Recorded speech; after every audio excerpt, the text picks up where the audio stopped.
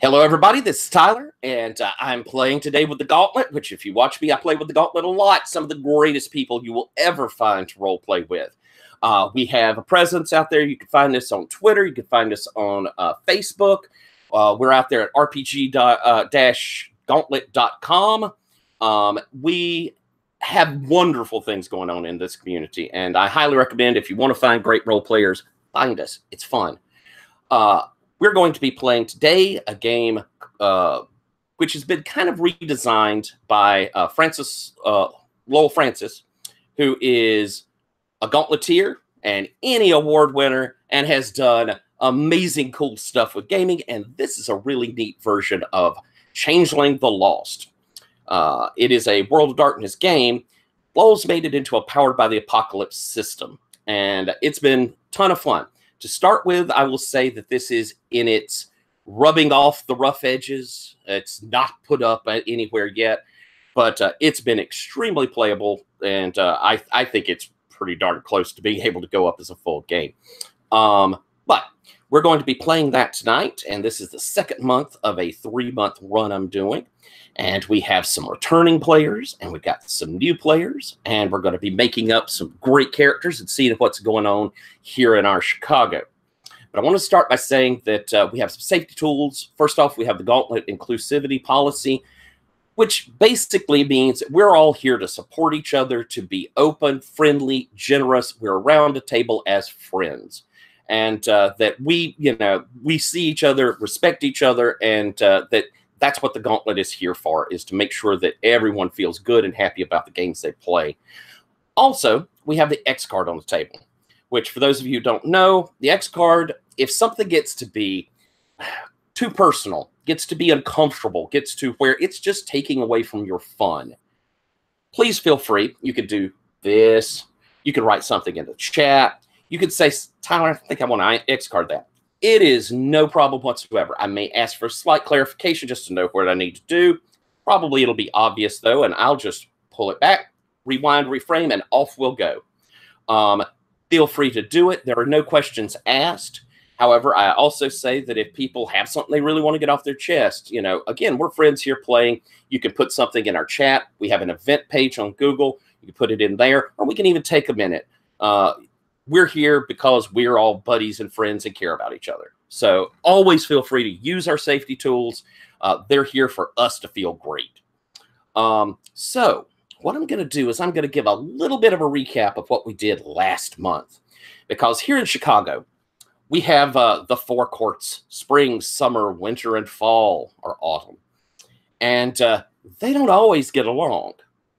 We, in fact, have spring and summer who have been kind of feuding with autumn off and on for ages. And while it's never like fighting in the streets, it's always a little sniping, a little bit of power struggle. Meanwhile, winter has been sitting there playing the balance, leaning here and there to make sure everything kind of goes smoothly. Each court has their own place of power, their own home where they feel most safe. And we've seen a few of them this last time, and we'll hear from Winter and from Summer, Chris and Patrick, kind of where theirs are. And then there's also a central freehold court where all come together and where the princes can converse and people, all the changelings, can feel free and safe. Outside of Chicago, beyond, there is the keepers, the fairy, who are always looking to find lost changelings, those who have gotten away from their grasp. But here in the city, the machinations of the court constantly keep a certain shield up, a certain level of protections. But it's never completely sure. And occasionally will come in privateers and loyalists, changelings who have turned coat on their fellows and who are willing to kidnap them and take them back to Fae. Last month, our Motley, which is our group, had encountered a young lady out in the hedge who had been covered in blackness, and once they had rescued her, they had discovered that she was a mortal in the hedge. And not only that, she was from out of time. It seemed as though that she had gone into the hedge in the late 1800s, with the White City Exposition in Chicago, the World's Fair, and that she had been hunted and basically tortured by an H.H. Holmes, who was a serial killer who had created a murder castle both in the real world and when he was taken by the Fae, had gone into the hedge and done the same thing. He is, by the way, America's first serial killer, and if you have interest, one of the most horrible people on earth, and an interesting story to read about this unbelievable person who created this awful thing. But our Motley had shown him the door by beating the crap out of him by the end and rescuing all of these people he had kidnapped and bringing them back to Chicago. There had ended up being close to 100 young ladies who had been throughout history snatched away and kept there fueling his evil power before they, with the Motley's help, had escaped, spitting on him and basically casting him out into the darkness of Arcadia by letting him know what a small, pathetic person he was. And he is now probably suffering horrible punishment for his bad deeds. But now they've come back to Chicago, and while they're still mortal, they can see things of Fae. They can see changelings and Fae creatures with their true face. And the courts are deciding, what are they going to do with this huge number of mortals who can see changelings? Also, last time, our Motley had run across a drug that some kids at the university were on, and it had been called the Fruit. And it apparently also let mortals see changelings and Fae things, not to mention give a rather euphoric high, it seemed like. So that was something our Motley had also encountered last time. But having returned back from freeing the young ladies from Holmes, the Motley is currently on the upswing politically. The courts would be extremely happy with them having stopped this creature that was preying upon the city. And so we're going to be starting probably, just a few days after that, but, with that sort of cleared down, with dealing with a new problem, or maybe a bit of a holdover from the last, considering what we've discovered. I'm going to have our returning characters introduce themselves first, and they're going to tell us a little bit about their character and kind of read out what their entanglements are. And then we're going to set up some hear about our new players and set up some new entanglements as well. So, Patrick, do you mind terribly introducing your character? Sure. So I'm playing Ditto. He's a Darkling of the Winter Court. His particular kith is Mirror Skin. He had another name at one point, but that's part of the things that were taken away from him in the Hedge. He was taken and held in the Grinning Waxworks, which is a traveling wax museum that was actually like this traveling pocket of the Hedge with a Fae keeper that would lure people into it. He stayed after hours because, that's always the best option in a wax museum. Stay there in the dark alone, and got caught. He was turned into a mirror to view the patrons that would come through, and then at night his Fae master would use him as a model to make wax figures of these mortals and slowly suck their dreams into the Hedge, and it was all very weird and dark.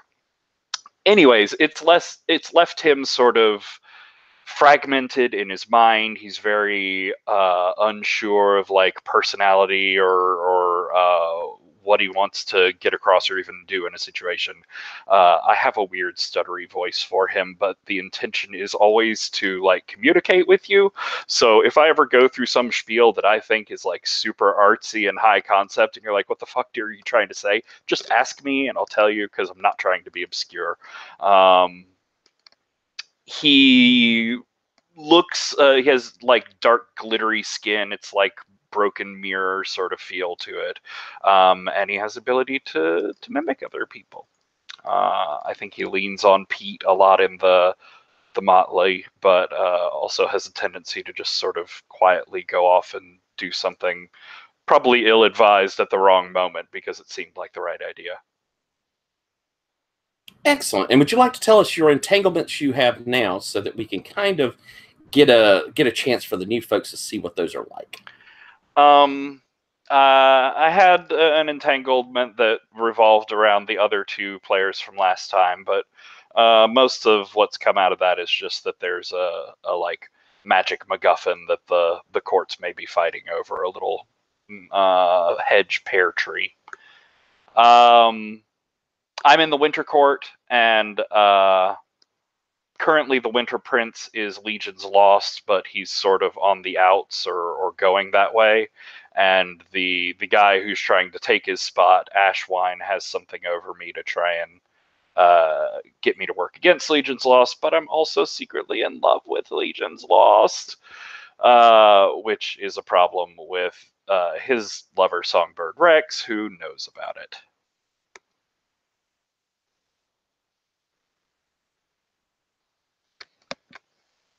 Oops, sorry. I was there looking at the character keeper and realized I was mute. Excellent. Thank you very much. Chris, would you mind introducing us to yourself and your character? Okay, I'm Chris. I'll be playing Humorous Pete, who is a beast of the Rot Eater Kith. His mien is basically a humanoid hyena. On the character keeper, I put up a little picture of how I kind of imagine him trying to look most of the time. He is, despite the fact that he is at least part hyena, which eats dead stuff. He is always impeccably dressed and groomed. That is, so if you imagine him, you should imagine him in a suit, preferably white, with some sort of really stylish hat. Pete started out in his mortal life as a low-rent thug who was helping to run a protection racket and had the misfortune of trying to shake down one particular small shop that sold very unusual pets. Pete did not realize how badly he had screwed up until he had knocked over one of the cages to make some sort of, threatening point.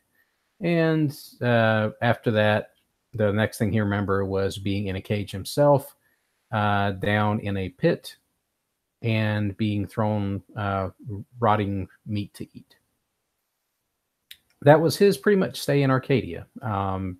He eventually managed to escape and came back. That's one of the reasons why he is so obsessed with grooming and appearance. Like, he basically lived in a hole. And that is not something he ever wants to feel like he's repeating. Pete, he's been kind of a sort of a central pivot point for the Motley. Because he's obsessively organized. He has his own little private den, which we've used as a base of operations. Pete likes to push things forward. He doesn't like to let anything lie. He'll try to push it to a conclusion if at all possible, because he hates leaving loose ends out there if he can help it. And his entanglements are that he is protecting Zetcher Mercy, who is a pitch grinner darkling from Abyssinian Max, which is a houseclaw beast of the Winter Court. He is basically interfering with Max, trying to put the blame on Zetcher for one of Max's schemes. We found out a little bit about that scheme last time, but I don't think we ever got to resolve it. So that might be something Pete is still looking to follow up on. He also has a entanglement where Ash, who is one of the characters from last month's Chronicle, had hired him to find out some information on Ditto. But Pete let Ditto find out that Ash was interested in them, and so he ended up owing Ash for that.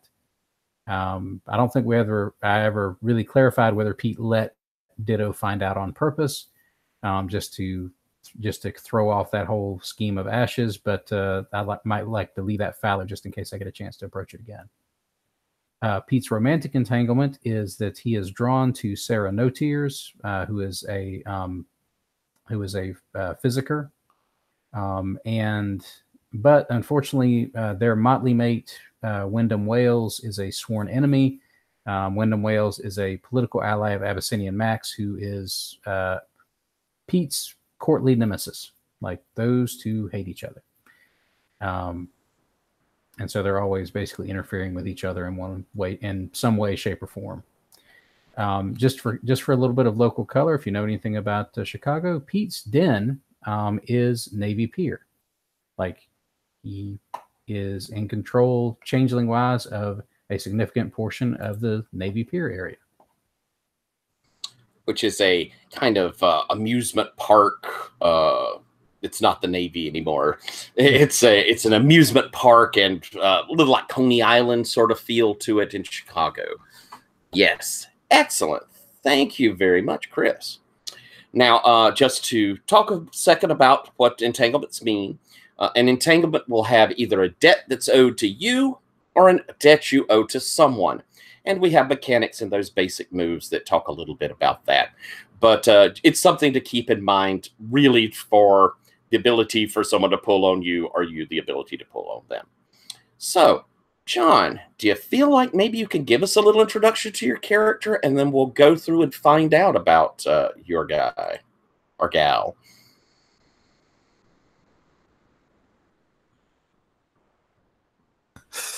I can do my best. So for my guy, I was going to go with the Wizened, and I think he is going to be named Mr. Bergman. As the Wizened, you said that he was used as a tool. I think that he was he was like a repairman, like a watch repairman that was exceptionally skilled and taken by the Kith. And so he was forced to do that. So now he's and basically through everything, he's just gotten more and more like that. So now he looks like slightly dirty, contained, a little bit, wild and unkempt. Alrighty, and there's some questions we can go through, like how were you taken? What happened when this Fae came to you and snatched you or tricked you? Is it typically as a child or as an adult? It could be any time, but it would, if you're saying that you were a skilled machinist, it probably was once you were already an adult. Okay, yeah. So yeah, he was taken. Like I said, he was presented with a watch to repair. A very unique looking piece that extremely otherworldly, very beautiful, and he was able to fix it well enough. And the person that he fixed it for said, you did a great job at this, and please come visit me. I may have other things for you to do. And he went with this invitation and ended up disappearing at that point. Oh, and you'll see there's kind of a list there on the right of places you could have served your endurance. Some neat, evocative places. Do any of them appeal to you as, maybe not appeal, but do any of them seem like where you might have served, or was there something else, some other place? What was it like where you served your endurance? Where's that at? On the playbook, on the right side, you'll see there's a thing that says intro questions. I'm kind of going down through those. Yeah. The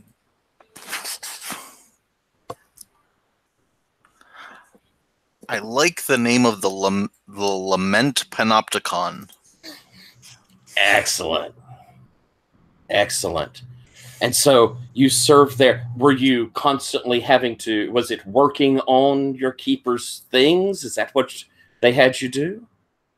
Yeah, I think so. Okay. What sort of machines did the were filling the Panopticon?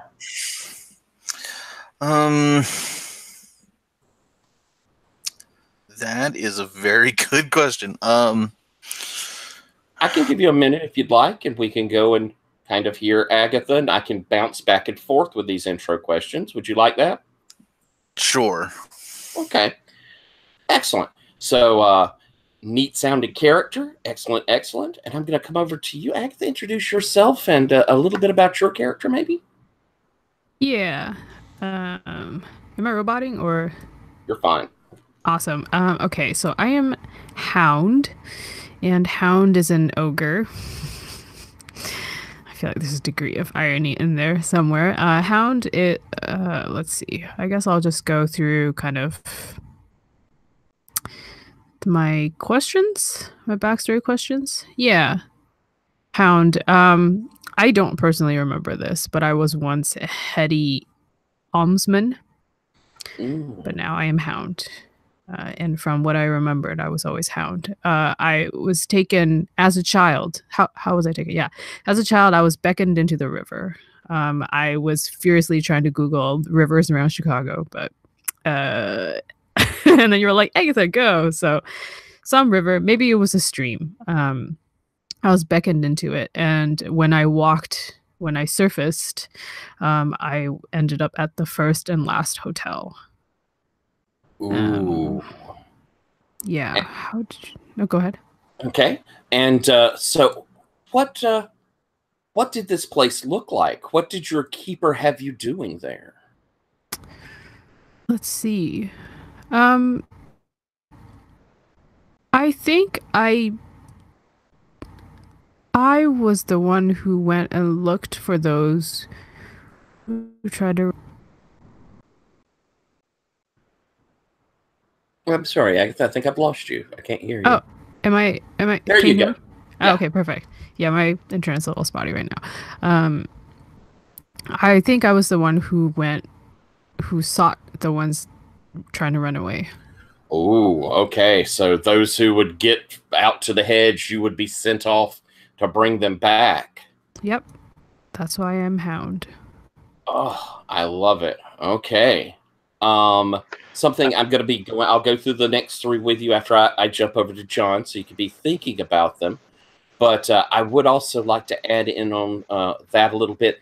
Think about what your keeper was like, and let's put a kind of a face and a feel to what that keeper that would send you out was like. So, I have yes? a question real quick. Yeah. Just for Agatha, Hetty Almsman, it feels like an older name. It may not be, but when are you thinking you were taken? Yeah, I think it is. I think it's in the 1900s, but early. So maybe just at the turn of the century. Nice. And you say you were a child when you went in. As you came out, had you aged? Are you still a child? Oh, jeez. I haven't thought about that. You can think about it a minute. But it's something to think about because time works completely different. And, you could have been gone for all this time, but inside of there, it could have felt like a day or 100 years or 1,000 years. So, all right, I'm going to run back over to you, John, and we're looking now at where I had asked you before a little bit about, what the place looked like and all, and what you're muted, dear.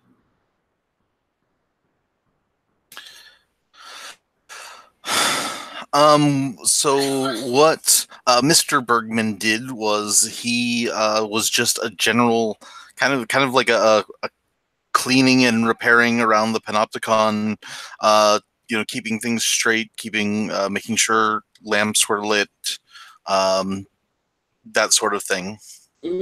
Okay. And so let's. How long have you been out of the hedge? I want to say a relatively short time. So, are you thinking that you're really new, like within a few weeks or month, or do you think like a year or so, so you kind of know a few folks here in the city? I was thinking about a year. Excellent. That's fantastic. That will give you enough time that you've made some connections. And what court did you decide on? Did you? I was looking at the Autumn Court, I believe. Excellent. Excellent. Okay.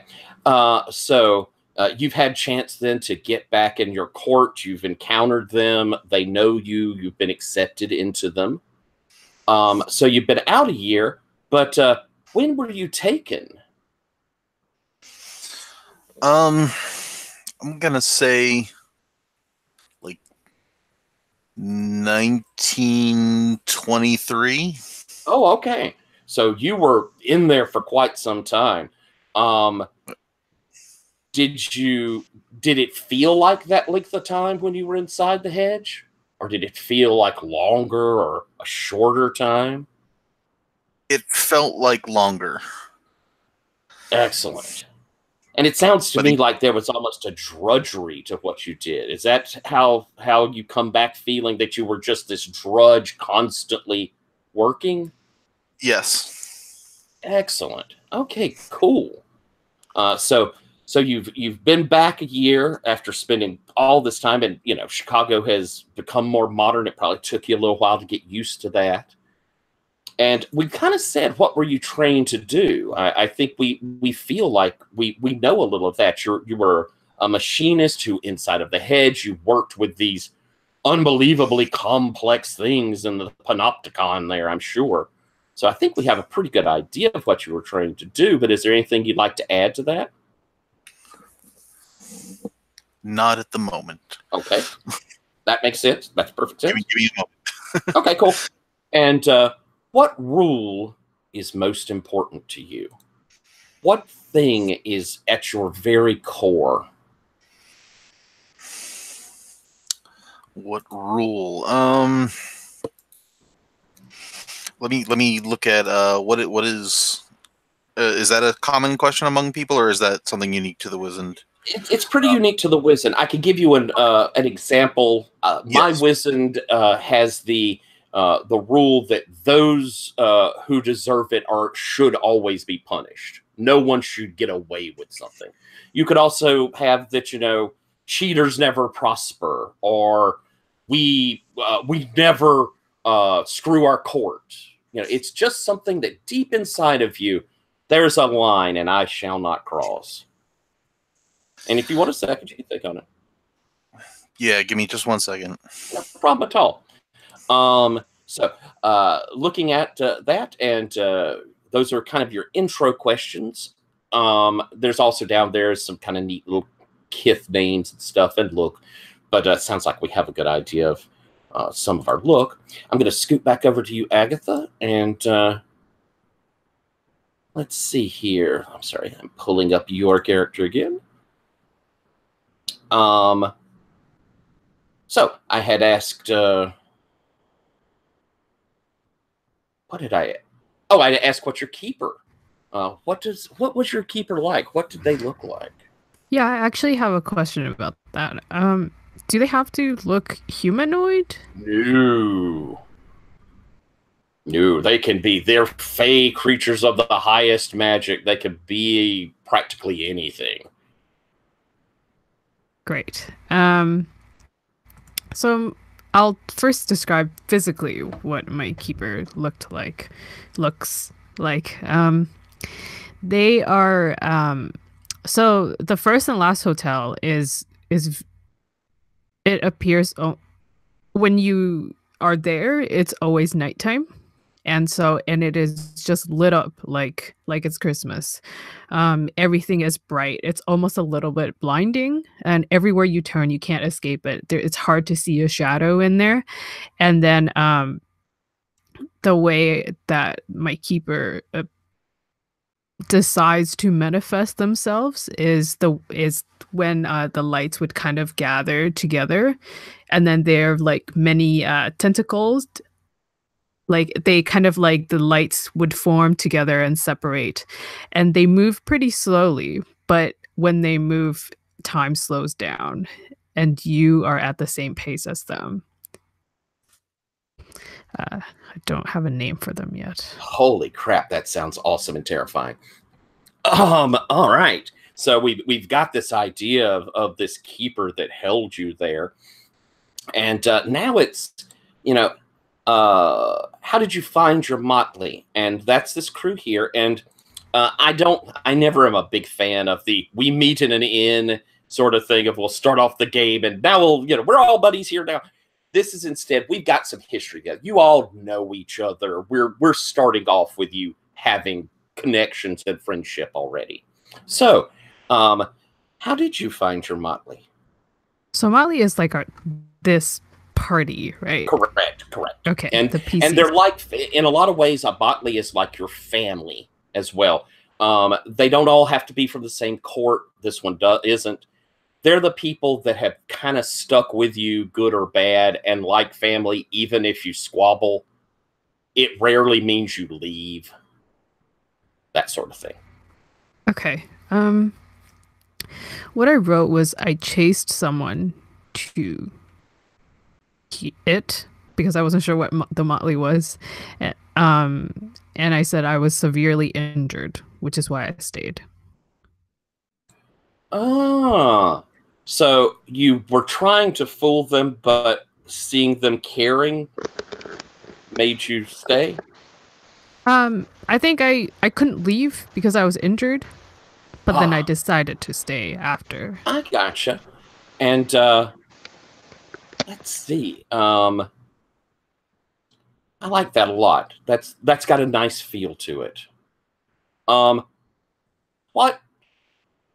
What have you never beaten? That's sort of a, it can be a person or a, something in your head. What have you never beaten?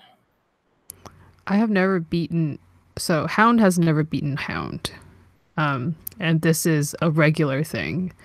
I believe that there is a mirror somewhere within the first and last hotel that Hound is regularly put to.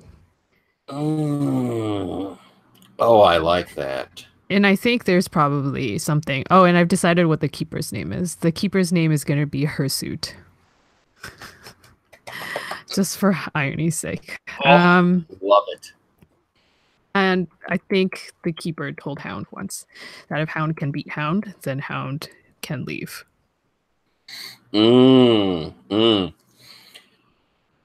I am going to, off of that, since you found a way to get out on your own, and this is a theme that often happens in Changeling, do you feel like you escaped on your own? Or do you feel like your keeper just let the leash out a bit and has still got it on you? I don't think that I've escaped. Excellent. And so still somewhere in that mirror, there's Hound waiting to fight you again. Yes. Love it. Oh, that's fantastic. All right. And what do you regret breaking? What thing did you destroy? And it doesn't have to be physical. What did you destroy that you regret? I feel like this might tie into one of my entanglements, which is I tortured person 1 during their durance. They don't recall it, but person 2 suspects what made them suspicious. So I think I broke something of someone. Excellent. Okay. Then I think we'll wait till entanglements and see where that plays out. And I had asked you, how are you? Are you still a child, or are you grown? Yeah, I'm not. I don't know. I'm open to what other people think should be. I feel like both are. What do folks think? Patrick, opinion? I don't know. I like creepy children. Yeah, I like Yeah. creepy children too. Feral child sounds. Yeah. So like being a child is creepier, but being an adult is sadder. Yeah, it's true. Chris, any thought? You know, creepy children who can rip your arms off are always fun. So we polled the table, but Agatha, the decision is yours in the end. And we can find that out when we start first scene, if you'd like, and you give that description of you. But either way, I think both could be super cool. All right. So we've gotten through our intro questions, and we're going to go over to entanglements. But before we do, and I want to kind of give an idea, layout of what this little arch, this little month is going to be about. And I want to gauge here a little, for safety reasons, where we think we would like to, what may bother us. And I want to hear that kind of up front before we hit these entanglements, because they can be a little dark. I do like a darker game, and I think that Changeling has that feeling. Again, it's PSTD. It's issues that are internalized after lots of pain. It is fear of someone coming to get you again. And I'm also wanting in this month's session to deal with otherness.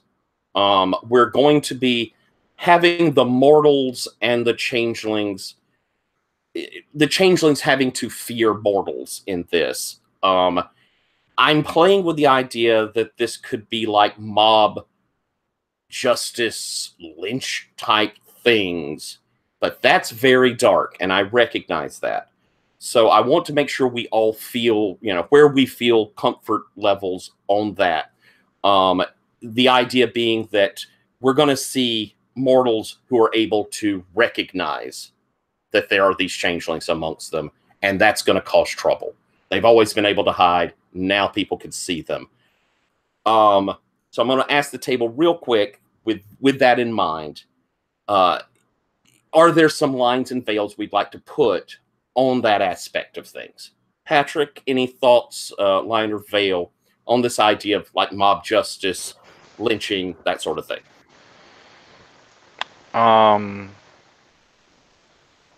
mean, not that I can think of at the outset. Okay, and we always have the X card there to work with. John, anything you'd like to line or veil on that theme, or is that, if you even say, that theme seems a bit much, I can slide that out? No, the theme seems good. No, I don't have any lines or veils at this point. Okay, and of course we can always bring things in during play if we see it. Chris, anything you'd like to establish to begin with? Not on the lynching and mob front. I don't think I have anything in that particular respect now. Okay, cool. And Agatha, anything in that particular theme there that you'd like to address? I'm not sure. I feel like it'll have to depend on where the story goes, but I will. It's good that I know in advance, and I may X card things depending. That's what it's there for. That's what it's there for. And again, I want us to feel comfortable in it. It's a space I think is interesting to explore, but I don't want it to get us where we're uncomfortable. Okay. So, yeah. I don't have anything for now, though. Yeah. Cool. And we had established last month that I will put these out here of just some lines we have that kind of me and the group had already established. And I'll ask real quick if anyone wants to add too. We don't have sexual assault in our games. There's just, I don't ever see a reason for that in my game. And we also avoid the harm to the helpless, those without recourse, like small children, like those who are disabled, and someone who would have no recourse to things occurring to them. I think we can avoid that. I think I can make my points without doing that. Is there anything, just to ask, above and beyond that people would rather not see? And we could do a little show of hands, or I could go through the table. Does anyone have a line or veil that they'd like to put in beyond those? Think we're good? Oh, Patrick.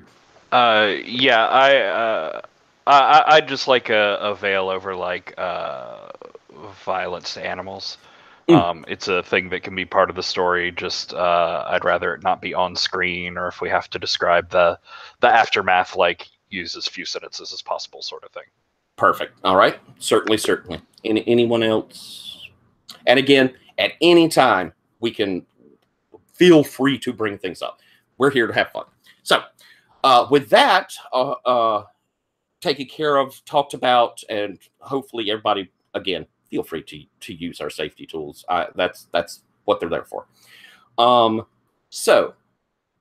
Kith is a kind of subset of what your changeling is. Like we have Chris, who is our beast, but he is also a rot eater, which is kind of a descriptive thing. It tells a bit about the Durance. It doesn't have a game effect. It's primarily to give that flavor to what your Kith is like. So we're going to do entanglements, and I'm going to start again with the older ones. Did you have a question, John? I'm sorry.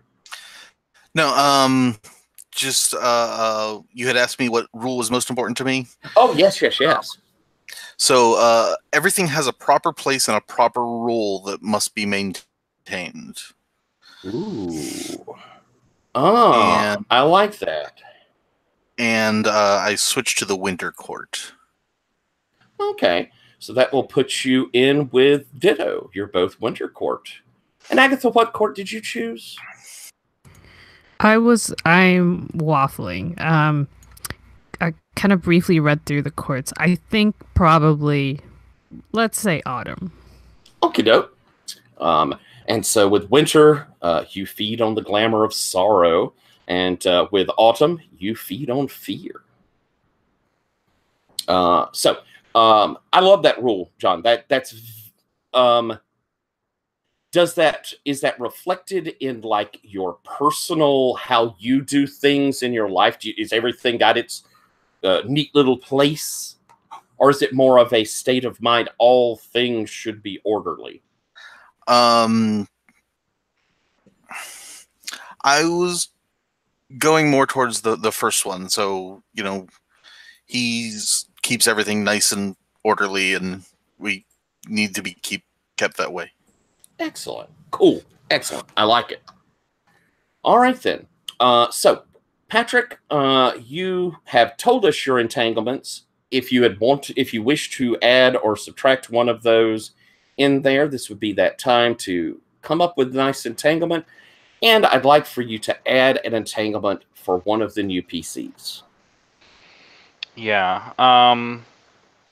So I don't want to get rid of it, but Ash and Keen are both out of the game for now. Who knows if we'll see them again? So I do want to move that one into the background. Okay. I don't know exactly what I want as a new entanglement, but from my intro question, something that hasn't come in yet is it was, who do you watch from your past life? Which I had determined at creation that's my twin brother, who was left behind and, plays into all the mirroriness and the unsure identity and everything. So I think it would be interesting if one of the other Motley members was, I don't know, either was like watching out for him with my consent as a sort of like, I don't feel like I can go close to him, but hey, can you make sure nothing bad happens? Or like one of them has found out about him, as like contacted him, but I don't know about it. Does either of those sound interesting to either Agatha or John? Yeah. Sorry, I got distracted. It's fine. There is so much going on. Yeah. No, I have a twin brother, a mortal, who's out there, never knew about me being taken, doesn't know about me having come back. Physically much older. I think I had there was a fake copy of me left behind by my keeper, who lived for a little while after I was taken and then died suddenly and tragically in a fire. So my brother thinks I'm long dead, sort of thing. So my ideas are either that one of y'all I have asked one of you to like look after him and watch over him because I can't be near him for emotional reasons and because he might see me, or one of you has found out about him without me knowing and is interacting with him for some reason, sort of behind my back, but not necessarily nefariously. I don't know. Either of those hook you. I mean, unless John wants to, I could totally. I think I probably am not taking. Well, I guess. Sure. Like, what do you prefer? Which one? Oh. I don't know exactly. I guess the the intention is like if it was secret, maybe then you're like trying to do something behind my back to prove that you deserve to be here, aren't loyal to your keeper anymore, that like you're working up something of like, look, I've been watching over this thing, I deserve to be a part of you. Or if you think like maybe I've been an advocate for you against people that doubt your intentions, maybe then like I've intentionally given you this task.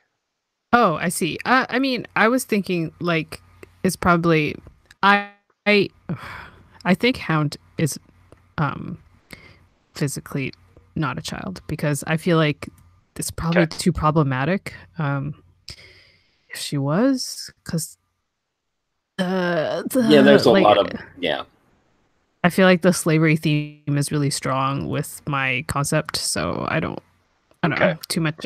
Anyway, so but I wonder if it's more like this is just. It's either that he's like the first mortal that she's really interacted with, and like it's actually like bonding with him in a very like familial way. Interesting. Ooh, that's cool. Something like that.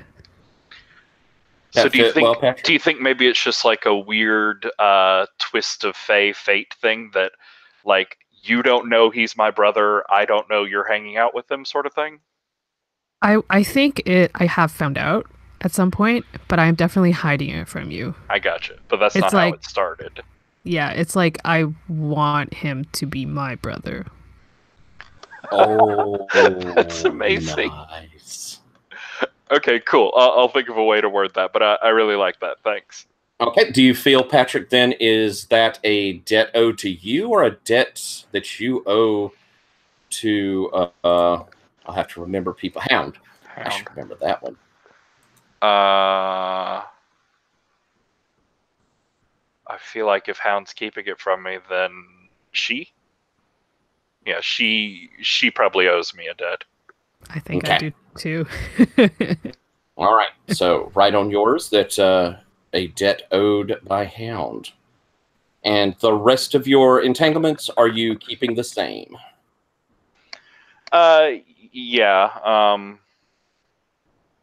And during, at the end of every session, we get a chance to play with our entanglements anyway. So, for tonight, you can do it and think on something that might shift.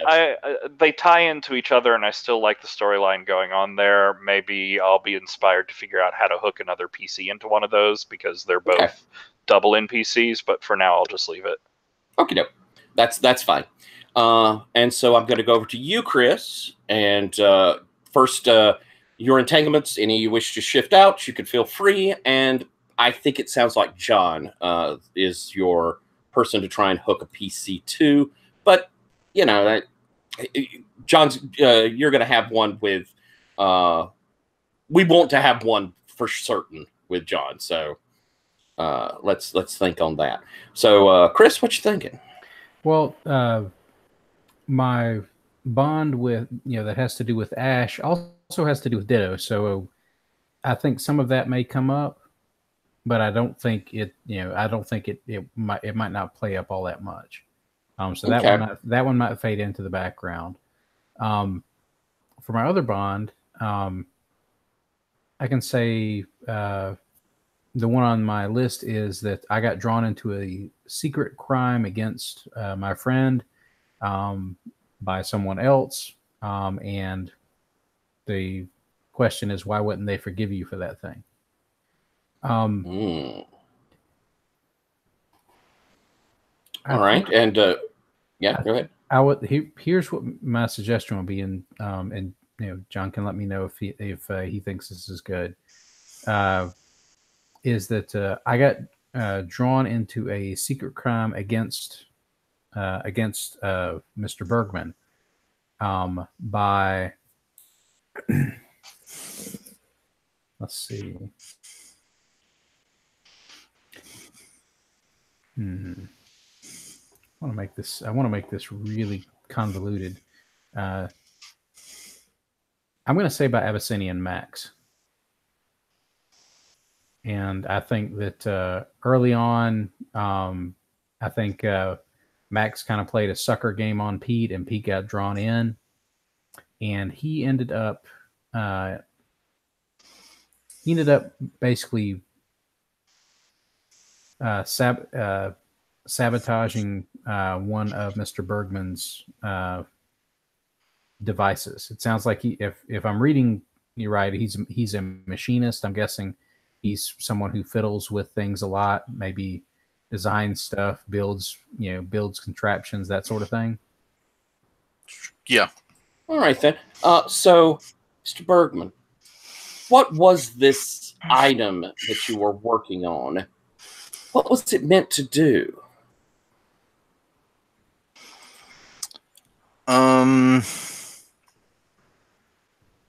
Jeez, I have no idea.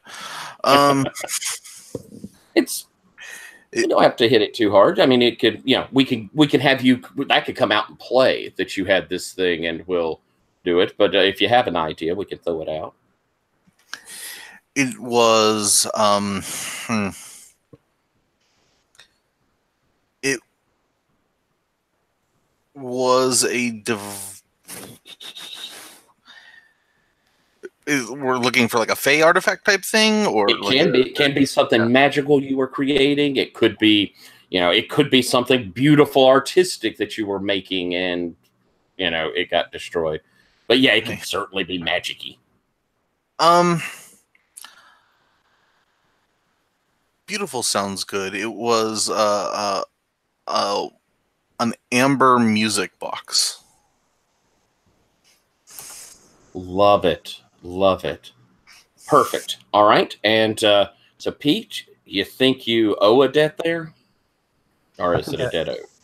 I think I definitely owe the debt there. All right. So you owe a debt to Mr. Bergman for destroying it. Does he know you were part of that?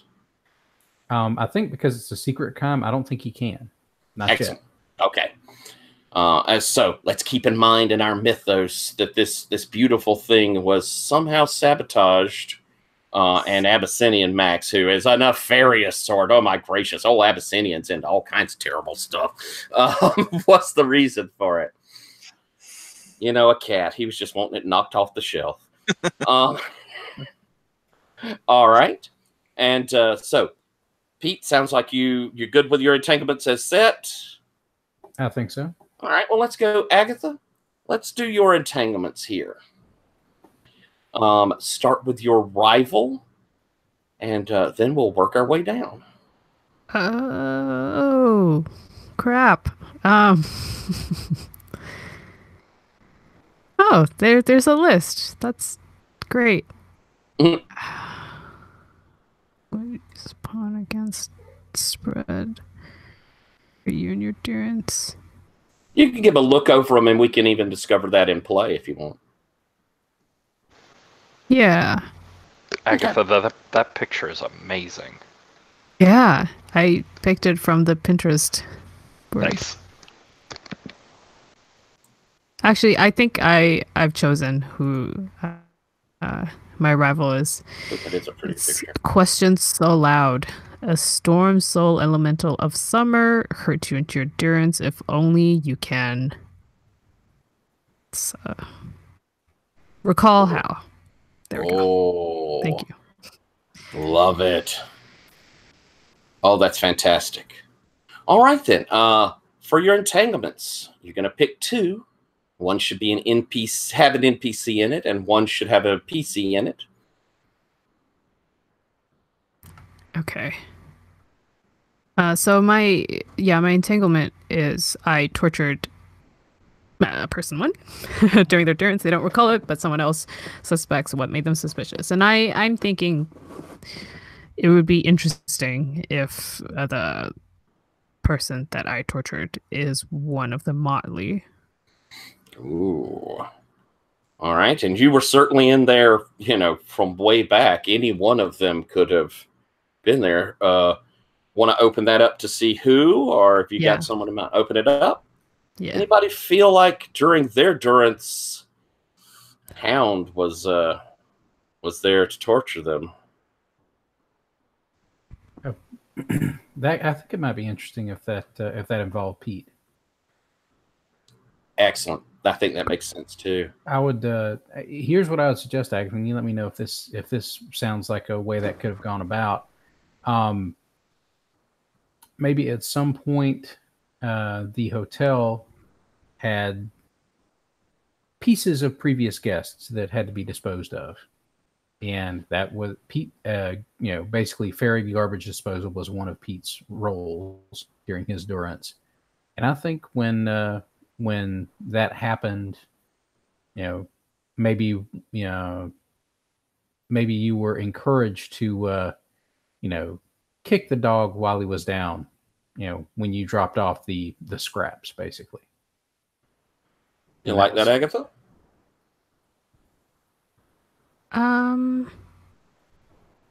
Or you have something else in mind? I like that the thing about like the pieces of previous guests. I wonder if there's more of a reason for why. I mean, I guess there doesn't have to be because it's Fae and they can. Oh, there's always something else, and that might be something we could discover later too. I mean, yeah, like the reason why that even occurred. It could be something very trivial. I'd be into it if it was trivial, but like absurd, maybe. Okay, we could play into that, and that probably brings up then who suspects. I would prefer if that's another member of the Motley as well. All right. Mr. Bergman or Ditto? I feel like that could be interesting if that's something I knew, because then if I found out about a relationship between you and my brother, that would I wouldn't want someone like you around him, sort of thing. I like it. And I like that too. Just to ask then, why do you suspect Ditto? What bit of information do you have that? And again, our memories are always twisted from Arcadia. Why is it that you have some reason to believe that?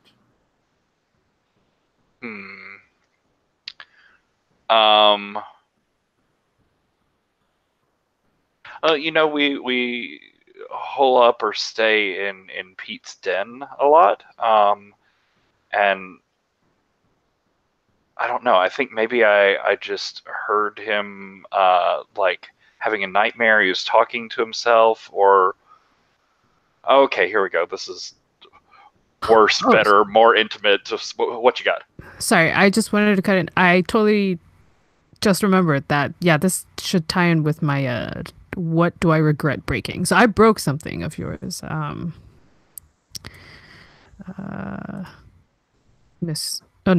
Humorous Pete, right? Yes, Humorous Pete. I broke something. That was what I did to torture you. So I don't know. Oh. So the torture is maybe not It was the breaking. Jeez. Well, then may I put up a suggestion here? Maybe as humorous, Pete, as you had been in there and, early in this durance, relatively speaking, and you had always managed to, try to keep that idea of what was happening to you separate. You're having to do this, but that might be, say, the moment that you just dove on it to eat, that the beast had overcome you. It was maybe the first time that human part of you broke and you were hungry and it looked good. I like that.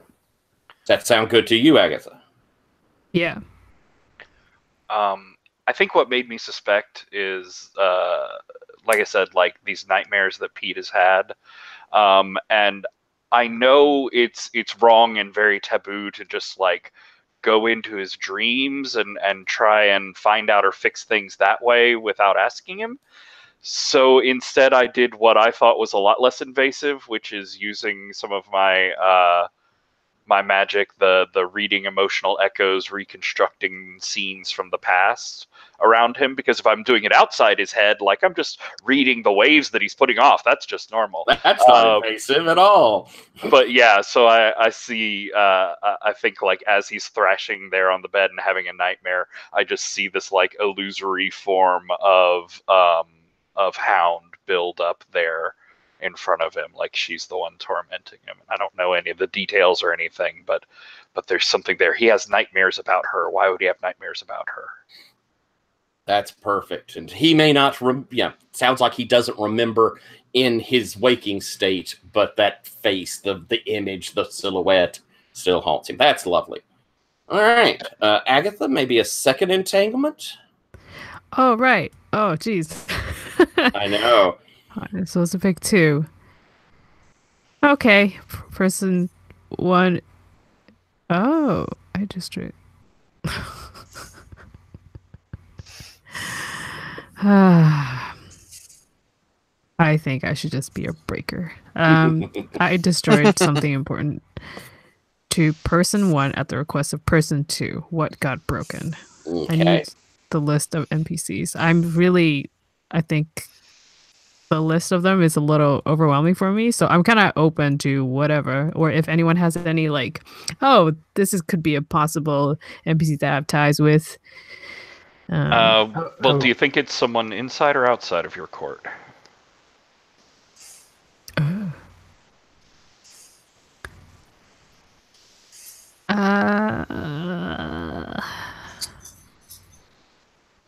Okay, let's say it's someone inside my court.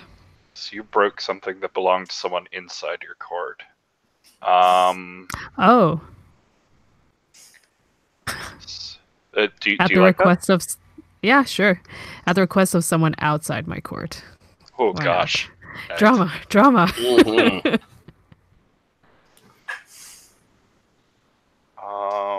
I don't know.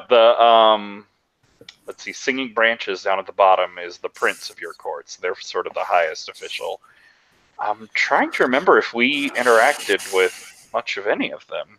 You didn't really. So all of them are pretty clean slate. We know that Wisdom Wales is an enemy of Pete's. Or was it... Wyndham Wales. Oh, man. There are so many NPCs. Yeah, there's a ton. But yeah, just, I don't know, pick a picture that looks cool in the Autumn Court.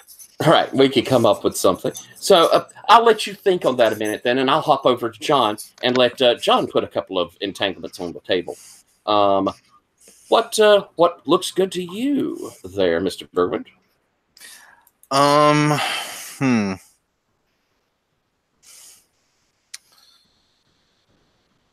Let's see.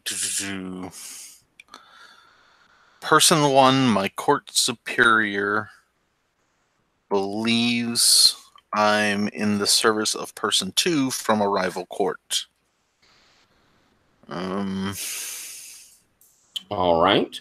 And your prince, I believe, is Yeah. let's see. That's what I was just going to look at. Yeah. Yeah, your winter.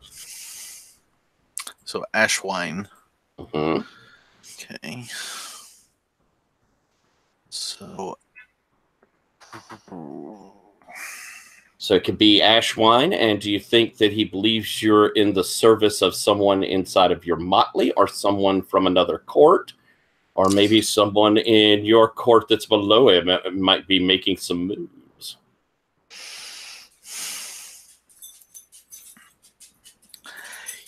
Yeah. How about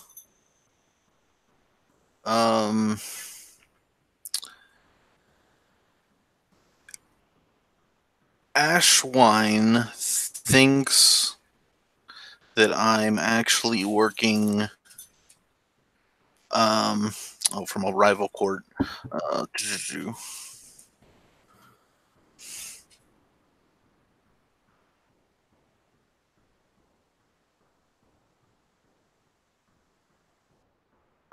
Pete, work for you. Ashwine thinks I'm working with you for the summer court. You froze up a bit. Who did you say? Humorous Pete. Oh, what you think, Humorous? Okay, I didn't hear that last part. Who was asking you to work with me? What? Oh, for Mr. Bergman, it's Ashwine, my court superior, believes I'm in the service of Humorous Pete from a rival court. Is there anything that I could be working with you, or? Well, honestly, which you're in the winter court. Yeah. Oh, the fact that you're working with me at all is going to piss off at least several of the higher ups in the winter court, and Max in particular. And he's a perennial troublemaker. So just hanging out with me is bad enough. So maybe being Ashwine, part of the same motley. Yeah. So maybe Ashwine feels like you're listening to this summer court person more than you should be, and should be listening to him more. Does that sound good? That sounds good. Okay. And a second one?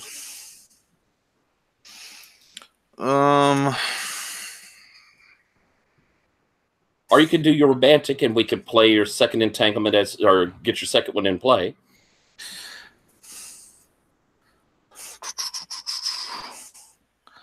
I embarrassed object of my affection in front of who they lust after.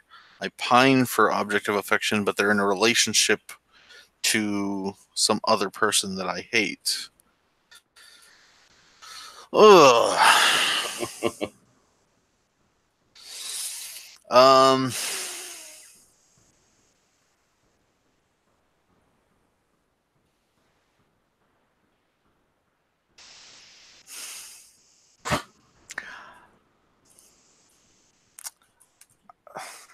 I don't want to do that I am in love with, or I pine for Ditto's twin brother. Oh, that's lovely. But they're in a relationship with, I don't know who else. Well, it could be, and Hound, right? And we could kind of shift that to "I hate" to something like, they're in a relationship with Hound, who is my motley mate, or who I think of as my sister. Yeah. And then we have this sort of thing of, now we've got this weird triangle going on, and it's, while it's still something that you wouldn't want either one of them to know, so it's got plenty of tension. We don't have to have you hating your motley mate. Do you like that cool. idea? It's cool, I guys. like that idea. Yeah. It's fine that everybody falls in love with my twin brother, but not me. It's fine. I feel great about this. He's older and distinguished looking, I'm sure. You're fine, Ditto. You're fine. By the way, for both of y'all, I decided on a name for him. It's Brand, short for Brandon. All right. Cool. Well, I'm gonna hop over to you, Agatha, and I'm gonna get your. If you have your second entanglement, do that one. But I'd love to hear your romantic, and then I think we're gonna try and get in play. And John, you could kind of think on and come up with that second one as we play. What you think, Agatha? Oh, I haven't come up with my romantic one yet. That's okay. Why don't I say? That's okay. My love for. I think that one plays back to your thing going on with Ditto, if you wanted to play with that one, or you could do something else. I think it should be my love for. My love for Ditto is undeclared because of my loyalty to Brand. Oh God, that's good. Oh. It took me a minute. I was like, did she mix that up? Oh God, no, wait, this is more amazing. Why does that service interfere? Oh, I don't know. Your brother doesn't know, right? That you are. That I'm back? No. I died, like decades ago for him. Yeah. So this is very interesting. I like the wording, my loyalty to Brand. So I don't think of Brand as. Oh man. Oh, you stated you thought of him. You kind of wanted him to be your brother, so it's not Yes. like a lovey sort of thing. It's more of a fraternal love. Yep. And so maybe, the reason you don't tell him is how awful he would suddenly feel knowing his brother had been through all this, or Was alive and hadn't told him. Right. And I think I also won't ever let Ditto know of my feelings because I'm also hiding the fact that I'm very close with his twin brother from him because he would possibly be upset. I'm not sure. Well, never say never. I'm sure somewhere in here we'll have that come around as a tension point. That's delightfully twisted. Oh, that's fantastic. All right. That's seem good for you, Agatha? Yeah, and my other entanglement is I destroyed something important to Singing Branches at the request of Mr. Pinch. They're both from the Autumn Court. What I broke was Singing Branches' left forefinger. Oh. Ooh. So there was an altercation with your prince. And you say you broke that how did your prince clearly she didn't have you killed. So why does she still let you be part of this court? Why did she not have you killed for attacking her? I think I what did I do? Let's see. I think I cut off my own left forefinger as well. Oh, as a sign of, I've done this and I'm sorry sort of thing? Yeah, I think I walked up to her and broke it. Out of nowhere. And then when everyone was like, what? I was like, right. And then I cut off my own left forefinger. Oh. And everyone's just like, why is Hound always like this? Excellent. It's like you're upset, but you don't know what to do with your upset emotions.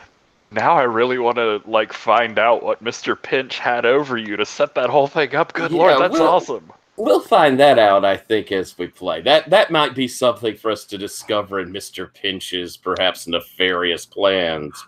All right, well, I think that after halfway through our session, we sound like we could maybe play. I apologize. I think I talked a hell of a lot at the beginning, but I really love us knowing what these characters are like. So I love us going through this character creation process. So why don't we take a few minutes to get a bio break, get a second or two, and we'll come back and get started. So let's take 5 minutes and come back at 15 till. See you all then.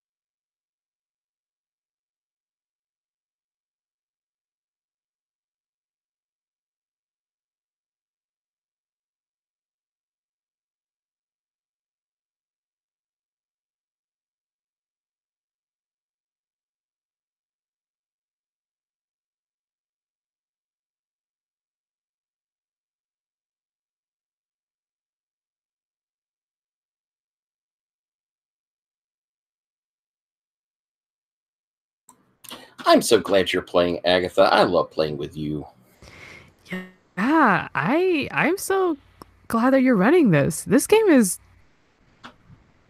it's badass. I mean, it's just so neat. yeah, it's so evocative. World of Darkness actually does some great things. There are a lot of things it does right. And Lowell did such a good job of taking most of what's really wonderful about it and putting it into this system.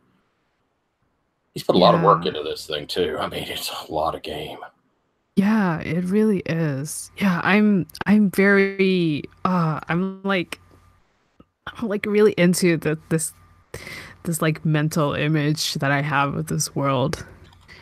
And I was reading through some of the description of the courts, and just like the language is so evocative, and it's like wondrous and brutal, and I'm just like, oh. Like I say, this is Onyx Path, but they do a good job of writing. If their system was a little more wieldy, then it would be perfect.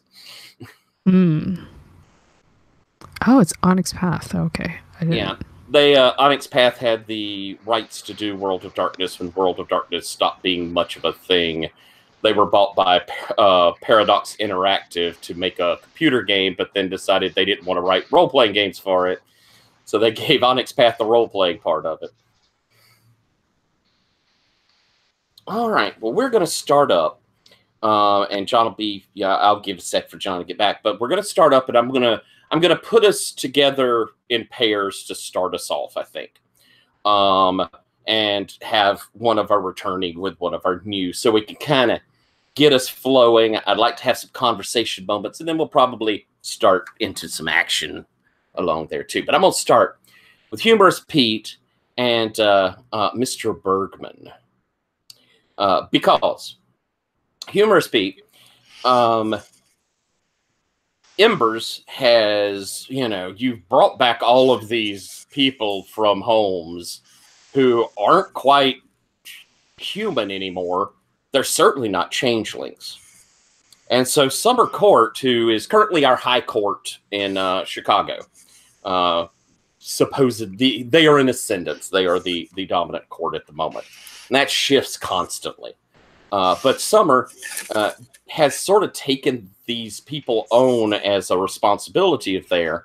And Embers has asked, since you know them, that Clara, the girl you first rescued, lady you first rescued, and the other one, which I did not give a name to you then, but I'm going to give a name to you now, is Nell.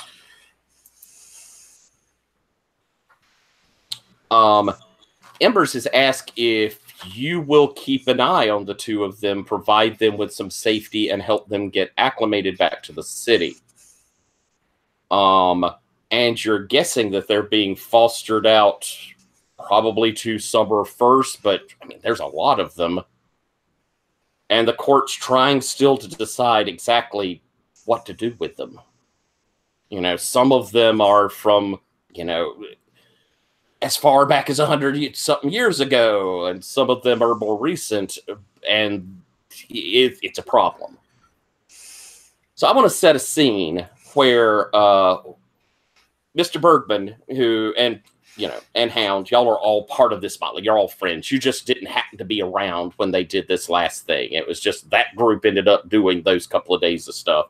I want to set a scene where, Pete, you're telling Mr. Bergman that it's now your motley's concern to be taking care of these girls, which I think will be a fun scene. So I'm going to open by asking you, Mr. Bergman, where do you think Humorous Pete finds you to tell you about this? I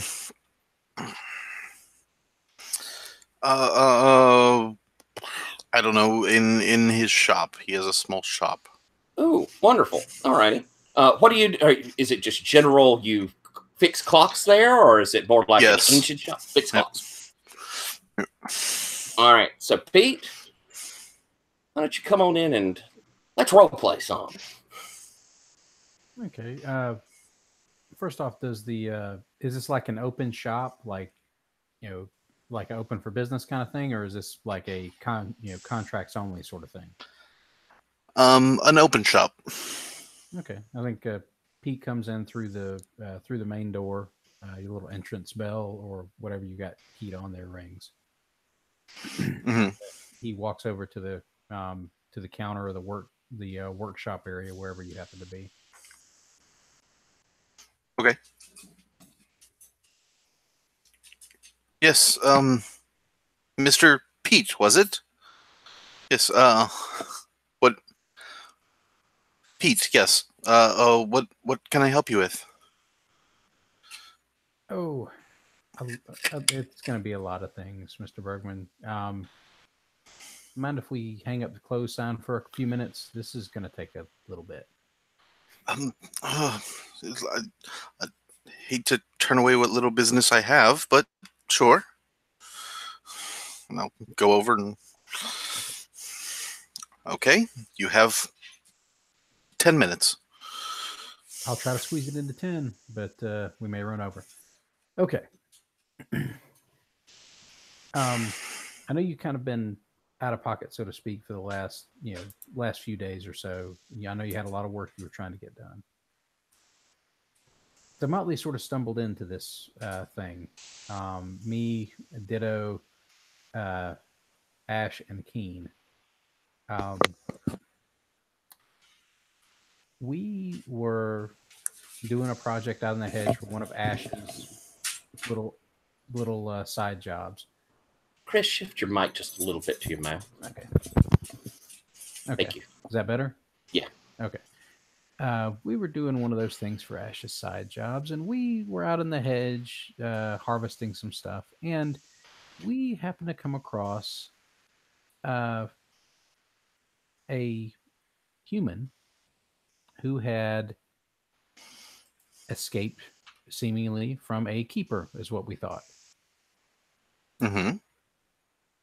We brought her back. We found out from her that she was not the only one that had been taken by this particular keeper. And although she was still human, she could see us, like actually see us. There, she had been infected or influenced enough by whatever magic had captured her that she was enchanted to be able to see us. So that's complication number one. We're just getting started. All right. So next, she obviously, when she gets back, she is exhausted. She goes to sleep. She crashes over at Navy Pier with us. She has a nightmare. Obviously, been through a lot. Okay. Craziness. Okay. Uh-huh. Keen does that little dream thing he likes to do, where he tries to go into her dreams to try and help. This does not go well. But we do discover that she'd been taken by someone named Dr. Holmes. This Dr. Holmes was a changeling. And Keen, with some help from Ditto, makes it back out to give us this info. Right. We make contact with the summer court to let the courts know about this thing. Apparently, some fairy changeling is kidnapping people and trying to take them off into the hedge for who knows what purpose. At that point, we didn't know. We talked to them. We educated them on what we had found. We were setting up to do a maneuver, bring the matter to the court's mutual attention. In the interim, I got drawn in to this little dream world when I crashed later on, and I met this Holmes person, who it turns out is a historical serial killer from the Chicago area. I did not know that. I found that out as part of this. So troublesome. bad person. very bad. I speak to him a little. I kick him in the chest, knock him through a door, grab another one of these women that he's apparently kidnapping routinely, and escape and bring out another woman. These two ladies named, let's call them Clara and Nell because those are their names. That's fair. We're the first of many that we rescued from this guy. Okay. Oh, okay. Within a day or so, we were able to invade his little sanctum, kick the shit out of him, and rescue these girls. Yes. Wonderful. It was very therapeutic. It was very nice. But he had 100 or more women that he was holding prisoner in there from various time periods throughout the last 100 or so years of Chicago. That is not good. All of them can see us. 100. All of them can see us. Yes, a little more than 100, but somewhere in that neighborhood. Now we have to figure out what to do with all of these, some significantly time displaced and all severely traumatized women. Yes. Now, here's the fun part. And this is why I wanted to come let you know. We have been tasked, in particular by Summer, but I'm willing to bet that every other court is going to want to shuffle a bunch of this responsibility off onto us, since maybe they blame us for rescuing people. Who knows? We have to figure out some way to help these women. In particular, they've given us responsibility for trying to help Clara and Nell, the first two women that we rescued. I'm sure they'll try and have us help with every other of the group we rescued as well, but mainly right now we're working with Clara and Nell, trying to help them get acclimated and situated with the modern world. Neither one of them are really aware of what's been going on for the last 100 or so years. Oof. So I'm roping in everybody on this one, everybody I can bring in. I think Ash and Keen have already been roped into their own little errand. Mm-hmm. And I think they're also having to answer some questions about bringing a hedge wolf out into the mortal world. There's some there were things were done, and by some folks that may not have been advisable long term. But right now, we've got a responsibility to help at least Clara and Nell right now, and they're probably going to have us be a lot more involved with all the rest of them fairly soon. And so, Bergman, you're hearing this, and of course, this is your motley mate. This is like family. You know, you're good buddy, but basically telling you your motley's gotten stuck with fostering these problematic people. What you thinking as you hear this? I'm thinking that, I have experience with trying to reacclimate fairly recently, so I know it can be difficult, but 100 people, the logistics are just what are we going to do with that mass of people? There's no way that we can keep them organized and keep everything straight and figure out, and we'll have to keep attention to them, because what if they see something else, and too many problems. But you're thinking this. What do you say to Pete? So what exactly do they expect us to do? With even 2 women, do we right now the message I've gotten is that they want us to help them get acclimated and help them deal with the situation they've suddenly found themselves in. in addition to probably arranging for some sort of long-term psychiatric treatment for what must have been an absolute hell in there with this serial killer. Yes. You know, I've got a couple of ideas as to how to manage this, but none of them are easy, and some of them and all of them are probably going to be relatively expensive. Has Dr. Holmes been taken care of? As much taken care of as we can. Okay. We booted his ass out into Arcadia, and he has a pissed off keeper after him right now, I think. Okay. Oh, not ideal. But hopefully, we can get the girls some confidence with knowing that he is on the run and won't be trouble for them. That's a good step towards increasing their ability to emotionally handle this. We need to find some place for them to stay, some kind of sheltering facility. Yeah, if we can,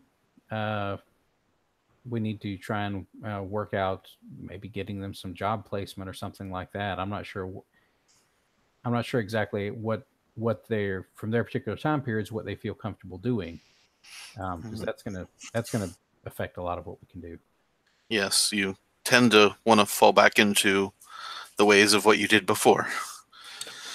Okay. We all know a little bit about that. So we've sort of established to you there, Mr. Bergman, what's going on. You have a beginning of session move, which I think is right now a good time to roll. You have foretelling, which is a lovely move. I have that as well for my character. So what I ask when I have you roll, we have a roll for your party, and it has a link that I'm going to put up here, but it's also in basic moves. If you hit that tab, you'll find it off to the right side. A big thing says rolling page, and it'll pop up a link. And I am also going to hand it to you as well. And it is our lovely, clearly capable woodcock, which I rather firmly believe that if you're going to have a woodcock, it should be capable. So there you are for that. So you're going to be rolling, and what I always will do is I'll ask you, what are you feeling about this roll? And we have in our folder the Wheel of Emotion, which can kind of help you figure out some things down into these. But you're basically going to be looking at those stats and saying, are you? If it was joy, you'd be saying, "Wow, I'm going to be helping these people. I feel wonderful about it." Or it could be fear, where you're going, "Oh crap, this is going to be a lot on us. What am I going to do?" But what are you feeling? Definitely more towards the fear. Looking around.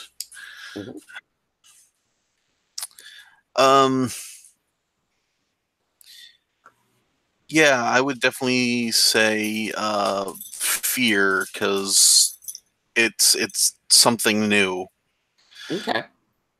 It doesn't fit into, yeah. And that means you're going to be rolling with sorrow. So, okay. On our roll for your party, you'll see that there's some dice around. But have you used roll for your party before? Yeah. Okay, cool.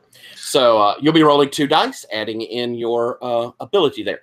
And I'm not going to get into it this time. We'll talk more about trust pool in the future and support stuff with that. But I'd rather us get to play, and we'll talk about that later. Okay.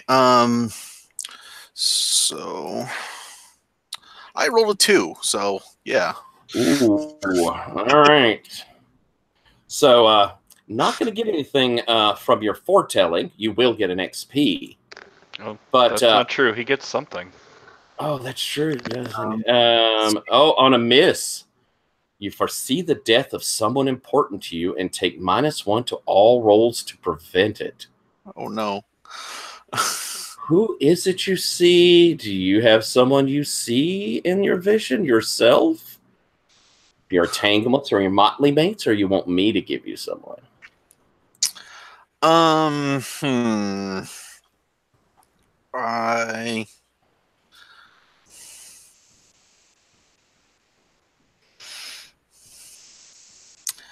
How about one of my winter people,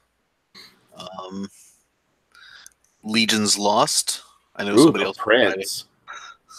I love it. All right. So you foresee what you... Ashwine's the Prince. Oh, okay. So Legion's Lost. All right. You see, and since this is someone important to you, do you feel like you've worked together? So he's been kind to you? Yeah. You have this sudden vision of Legions running down the street, ducking into alleys. While behind him, you can hear sound of voices. It went down this way. I'm calling in for backup. And as you see him running, you hear this sound of a gunshot as the vision sort of breaks away from you. Perhaps because you see, pressed up against your store window, there's this young man. He's got long hair, kind of a scraggly beard. He's like just pressed up against your window. And he's like going, "Man, look at that. Wow." And staring into the shop. And there seems something kind of strange in his eyes as he points and goes, "It's a dog man. Like a dog man. Look at that." And he's being pretty loud outside. You could hear him through the window. Dog. Okay. Dog. Is that happening, or that's the vision?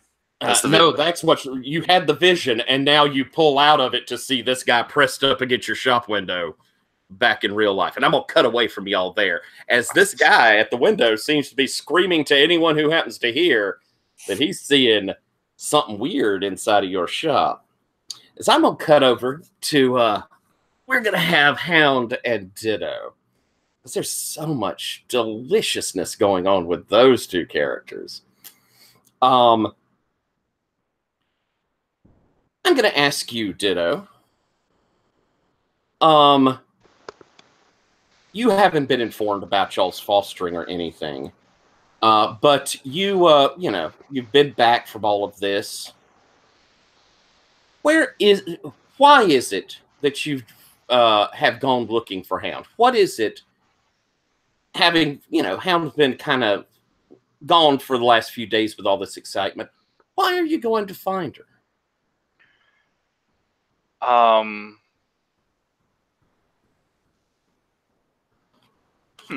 So there's this weirdness around the university where like the main court sort of meetings are, where like mirrors have been doing weird stuff. They've been like time lagging and doing weird things that the people reflected in them aren't doing. So I think maybe I'm just looking for help with that. Like Ditto's, or Hound rather, is good at like tracking down people, finding things. Which is pretty useful. All right. And so, Hound, where is it that Ditto catches up with you? I'm pretty sure that Ditto finds me at the Collective, which is like an artist collective space, like in the city, where you just need to sign up and pay some like nominal fees, and then there's like different stuff that you can do there. It's like a big, probably like, it used to be a factory space and is now a loft ? Which is also, I've decided, where Brand often is at. Excellent. All right. So coming in here, Ditto, you see Hound over there. What's Hound doing here? Is she working on something, or is she just hanging around? I'm the security guard Oh, okay. for the Excellent. building, not necessarily, the collective, because they can't actually afford that. Um, so yeah, I think I come over and I've got like 2 coffees, and like I put one down in front of you. I'm like, hi, Hound. How's it? It's good to be working at. It's a nice place. How are you feeling? Doing good? Tired. Oh well, there's some. I brought you the right there in the cup. There's coffee there. Yeah, I like sniff both of them, and then I take the one that has like 3 bags of sugar in it.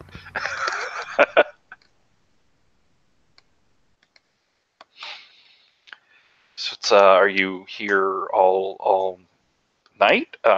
It's how long do you if you're guarding? It's a 10-hour shift. I'm off soon. Good. Yeah, that's good.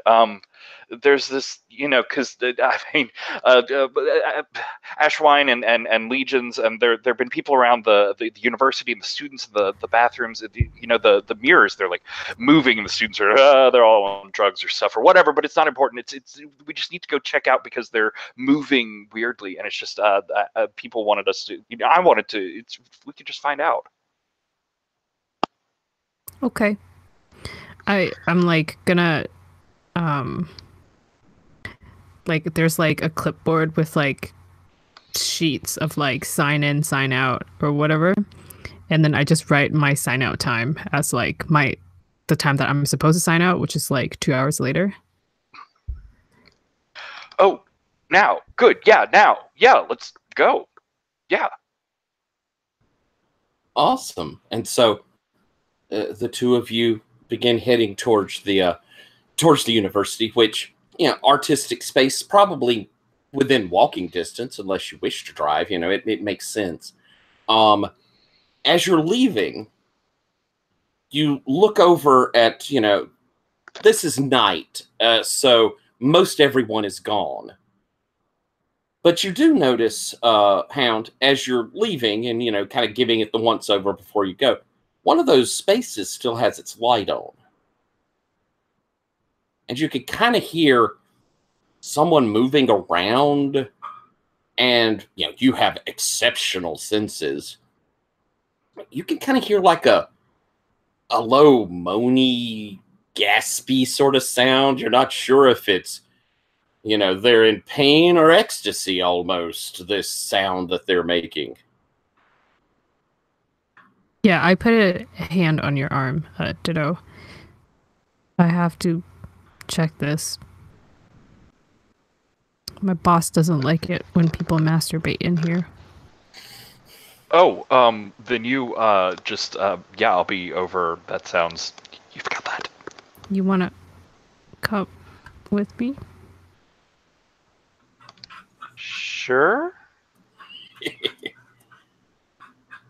As the two of you walk around the kind of like cubby space sets, and they have, there are larger areas, and then there's more like the quick pickup area that you can sign in for. As you go into this sort of smaller space, you find there's a man there, and it's clear that he's a rather accomplished sculptor. You see this very beautiful carving that he's been doing in wood. It is of a younger man. If you hear panting, that's my dog. It's not me trying to make the make the noise of this guy. She likes to inject. But as you come around, it's this carving of this beautiful young, late teen, early 20s man that he's carved into this wood. He's standing in front of it and like running his hands over it. Oh, you're so beautiful. Oh, I can sense that you're there waiting for me. And he just is like paying no attention to you. He's like got it, his back to you, but he's just caressing this statue. What do you do, Hound?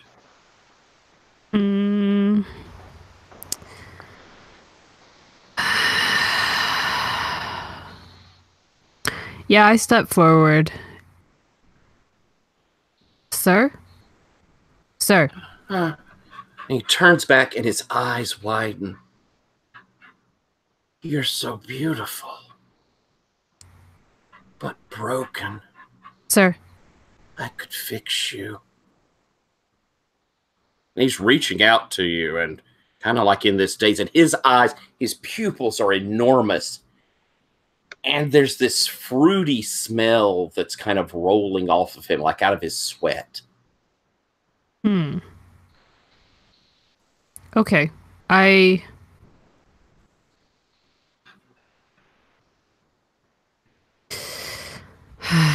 right. I wait. Oh, okay, actually. Sir, I'm going to need you to step back. All right. Why don't we do let's go to some dice actually. Let's roll something. What?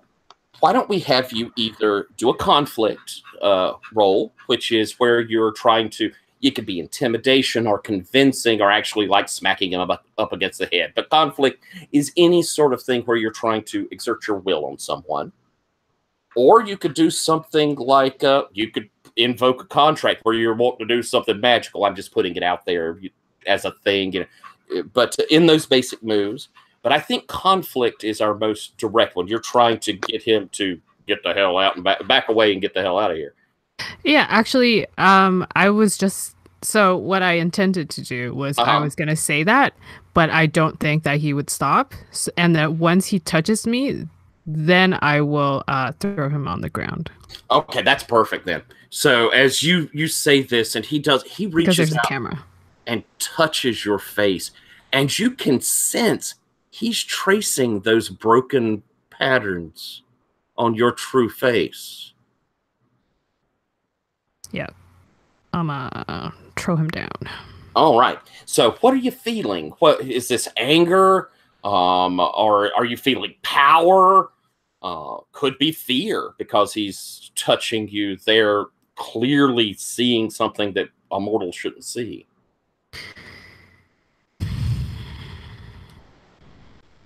Yeah, maybe it is fear. Like, I think I'm uncomfortable. Okay. Yeah. All right. So rolling with your fear. Okay. That is a 0. What is my... Okay. I roll a 5. Ooh. All right.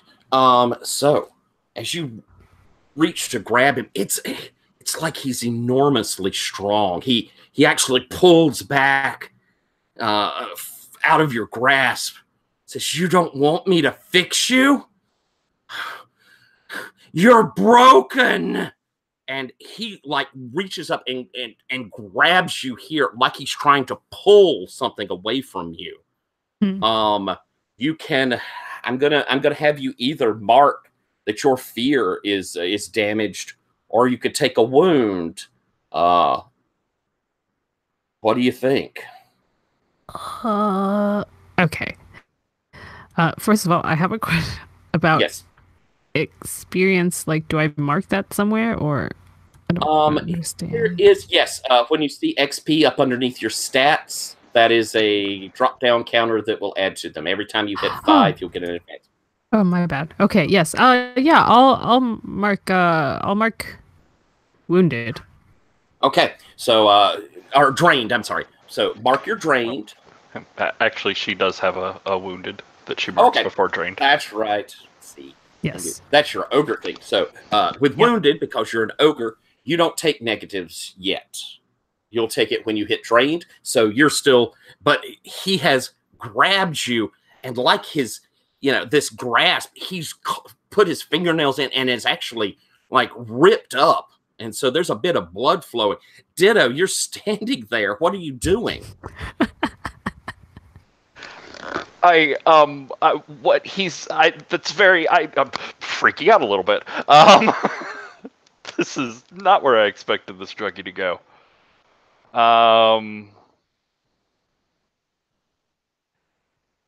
Gosh, I guess I'm running in there to try and pull him off of her. I don't know what I could do if Hound couldn't handle him, but like he's tearing at her face. All right, so sounds like conflict. You're gonna just like grab this guy and yank him off. Try. All right, what are you feeling?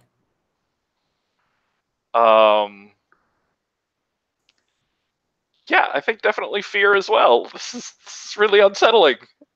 All right, roll it up. At which I am also amazing. Wow, exact same roll. I got a 5. All right. He looks back at you and says, you will mark an XP there. And he goes, the man in black, and he, as you're grabbing, he squirms in your arms. And again, it's that kind of just manic strength as he reaches over, grabs this mallet, and just smacks you with it. You're going to mark a condition there. You're going to mark that stat or drained as he hits you hard with this mallet. And he's freaking out. I mean, he's looking like, very disturbed. I'm going to cut back over to Humorous Pete and Mr. Bergman. There's a guy outside of your shop, Mr. Bergman, going, a dog man, hey, y'all come see this. Look at the crazy things that are being built in this shop, man. So, Mr. Bergman is going to run over to the door and quickly try and open it up, and then realize and unlock it and open it up. I'm sorry, sir. I believe you're mistaken. It must be some kind of trick of the light. Just step in here, and we can see what exactly your eyes are misperceiving. So I'm going to ask Mr. Bergman, what does your mien look like? What does your changeling appearance look like? I've kind of goblinish. So shorter than he actually is. Like greenish skin. Like big ears. Very flat face. So and very scrawny and spindly. This guy's eyes wide. Oh shit, this is like some Tolkien fucking stuff here. Look at this. Oh my God. And you see that there's, it's night, but there's a few folks on the street and they're starting to look over at this disturbance. And you see a cop start walking over. Hey, there's something going on over there. Y'all all right? It's nothing, officer. This gentleman is clearly drunk or something. I'm sure he'll be on his way. He comes walking over. Please, sir, leave. Pete, are you coming out behind Bergman? Right now, Pete's standing just inside the door. He's not going to intervene in this because this is Bergman's store. If the things get crazy, Pete wants to be close enough to jump in. But gotcha. So he's inside the door, but within quick. Yeah. Grapple. Okay. So this cop comes over, and this guy's like freaking. There's a dog, man, and look at that. Do you see that clock? The birds are dancing on top of the clock. Hey, man, do you see? And this cop comes over and kind of grabs him, and he's like, "You need to calm down, buddy." And as this guy kind of struggles, the cop throws him down to the ground, and this guy's struggling. You see this cop is straining to try and hold him as he's, fighting to get his cups. Buddy, you stay down. Fucking stay down. Bergman, you interrupting at all? Doing anything? No, just like Thank you, officer. He was causing quite a disturbance. As you say that, this guy does a twist around and grabs out the cop's gun. At this point, Pete's going to intervene. What you doing, Pete? I'm going to, as he like tries to get his hand on the cop's gun, Pete's going to stomp down on the hand, keep him from getting a hold of it. That sounds like conflict. I hate rolling all the same things, but that sounds like conflict. Yeah, and see, I think at this stage, I think Pete's like afraid this is going to escalate, so I'm going to be rolling with fear. Excellent. Because he's really worried about things getting a little crazier than they are. Ooh, that's a 13. Oh, there's somebody rolling. All right. You crack down on this. For our conflict, if people want to look at it, since we're getting some moves out a little bit, and someone's exceeded at that one, you get to pick 3 from the list. So first off, you've hit. So you could choose. You're going to inflict harm. If you choose harm, decide what condition they mark. There's an extra one. Avoid reprisals or harm yourself. Get what you want from them. Gain an advantage. Create an opportunity for your ally. You express a weakness or a flaw. Expose a weakness, flaw. Confuse them or for some time, or extricate yourself from the situation. I'm going to get what I want from them, which is they are not going to have that gun. So the guns, not in there. They don't have it. They don't have the gun. I'm going to avoid reprisals, harm, or cost, and I'm going to extricate us from the situation. Basically, I'm going to, by me stomping on his hand, that gives the cop a chance to basically get a hold of him and get him cuffed. Excellent. All right. So as you stop down, and his arm, he pulls back. The dog guy. He just stopped at this cop. Locks in that chokehold. It's like, you're going to sleep, buddy. You're going to sleep. Stop fighting me. Stop fighting me. And as you two kind of slide back towards the door of the store, this guy does slide out into unconsciousness, and that cop immediately is pulled down. I need backup here. We got another one of these crazies. Another one of these crazies. You hear, coming back through. Is it? It's the fruit. It's the fucking fruit. Pardon me, officer. Another one of these crazies? Has this been happening tonight? And he's, by now, guy's unconscious, so he's whipped those handcuffs out. He's cuffed, and he's like, don't worry. Some new drugs hit the street. The fruit, I'm guessing. Yeah, we can't tell. It's like PCP or the bath salts or some sort of crazy shit like that. They see stuff, and they're strong, and they're slippery. They get away from it. It's gonna be fine. We're tracking it down, citizens. Don't you worry. It's all gonna be fine. It's all gonna be. You can go back in your shop. We'll be taking him in. Once the guys get here, we'll get your name. Oh, yes, excellent. And so Pete's going to kind of pull you back into the store, Mr. Bergman. Yeah. And I'm going to let you decide here, Chris, because you did the role there. By extricating yourself from the situation, is this cop too flustered to get y'all's statement when backup shows up? I think it's that, basically. We're just, we go back into the store, and the cop's just so worried about getting this guy in, especially since, he choked the guy out. So he's also, maybe he's, he's one of the good cops that's worried, like, I just choked somebody into unconsciousness. We probably need to get him some medical attention. Right. Okay. And, again, he called him off the sidewalk. It wasn't like he assaulted you guys or anything.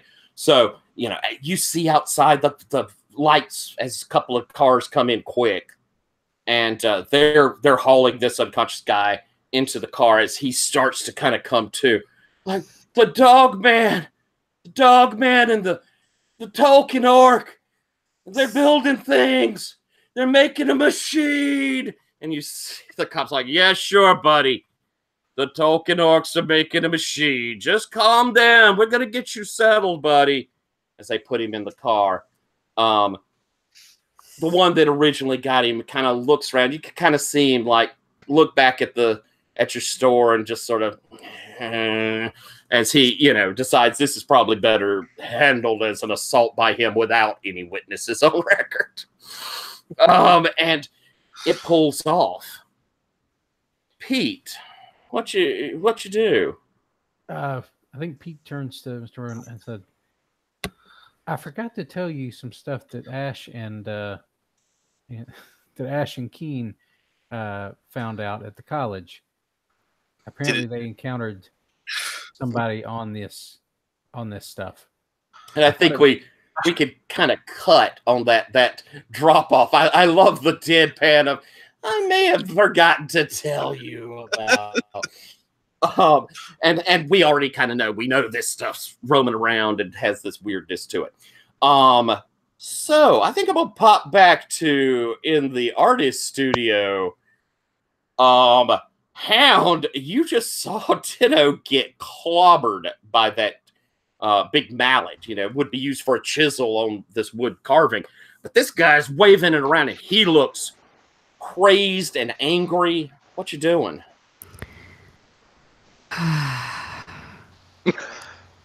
I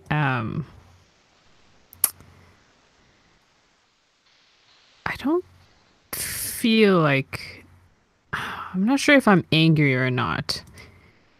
I don't think I get angry very often, but I think I am angry now. Yeah. Okay. You think you're going in at him, or are you wanting to? I'm just going to kind of give a little broadness at our moves here. You want to study on him, see what the fuck's going on with him? Or are you trying to scare him away? Are you just trying to? I mean, logically, you may just trying to beat the hell out of him. Yes. Or are you trying to grab your friend to get the hell out? What you think?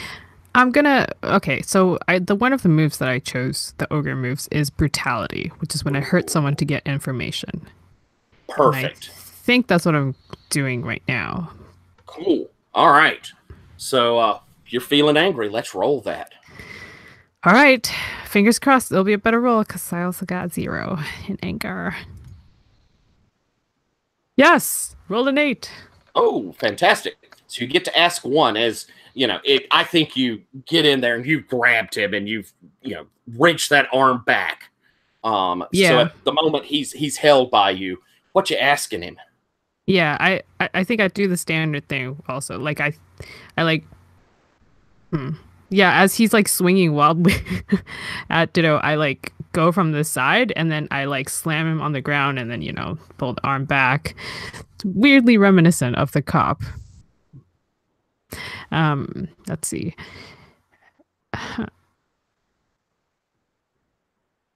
How can you bring me closer to my target? Okay. And what is your target in this instance? What was our target, Ditto?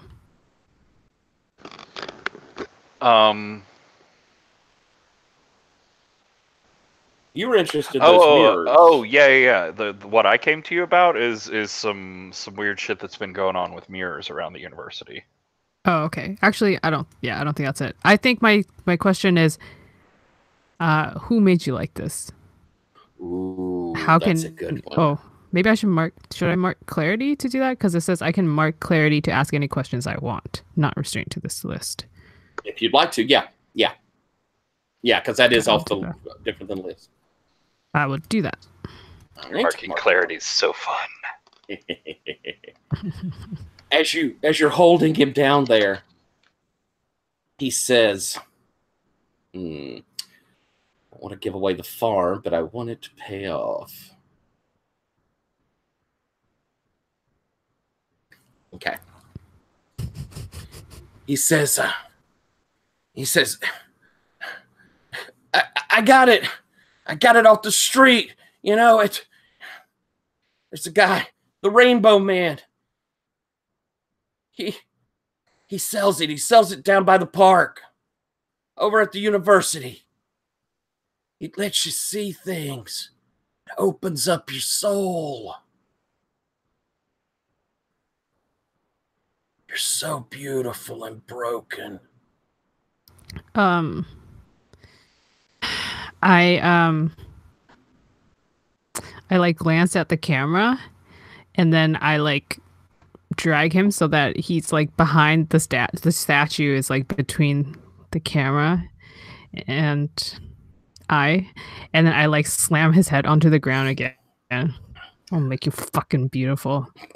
And then I do it again. I don't think we're gonna have to roll on that. I think you've got him solid. You knock him out and bust up his nose and forehead pretty good. And so he's as he's out. I'll pull him into it, and I'll put him like roll him to the side so that he won't like choke on his blood that's streaming his nosebleed. And I'll leave him there. Just gonna leave him. All right.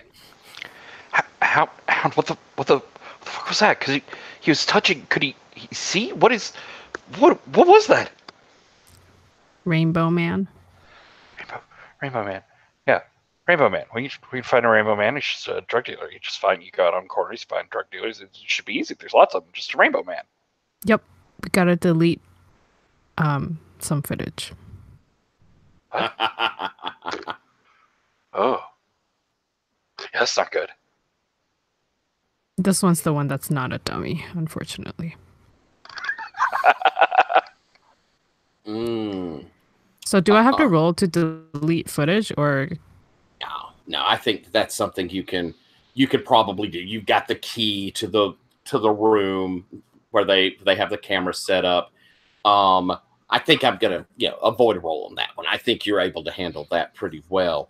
Cool. I'm gonna ask real quick though before I shift us out of this scene. Ditto, or you? Do you? Is there any moves you want to do with this guy, or like study him, or do you have anything on your playbook, or study this situation? Might answer some questions. Ditto, anything you'd like to do? No, I don't think we're going to learn anything useful from what happened here, and my like bonus on studying is from staying secret, and I don't think we did that. Okay. Oh, I mean, I could study him. I feel like it seems like you might want us to study him. I mean, which I'll do. I'm just. You can. Also, I don't want to touch the bleeding, crazy, super strong guy. Like, I'm sort of scared of that half of the room. Okay. Yeah, well, I'll study him. All right. Well, then, what are you feeling? I mean, I feel pretty satisfied now that I've broken his nose. What is that? How does that translate into one of these? Power? Calm or power?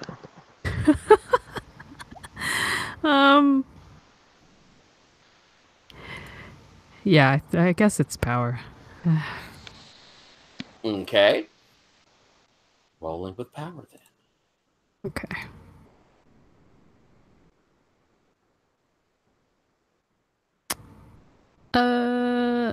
I rolled and the oh no.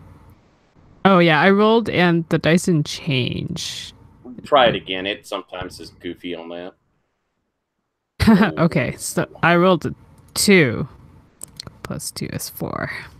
Excellent. Well, as you start looking this guy over, and again, that heady smell of fruit, almost like rotting fruit, is on him. And, you've kind of pulled him to the side. And it's then that you notice that he's not breathing. When you slammed him down into the floor, you had shoved the cartilage of his nose up into his brain.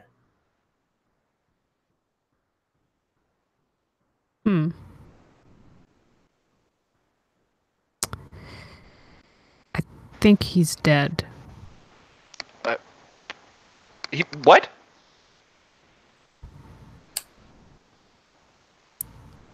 Yeah.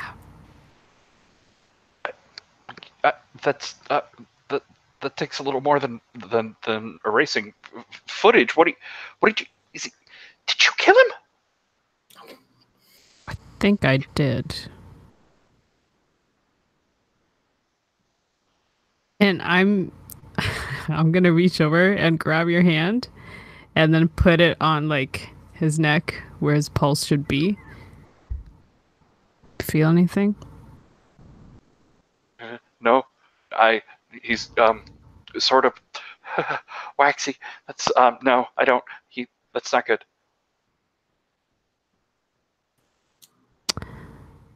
Yeah.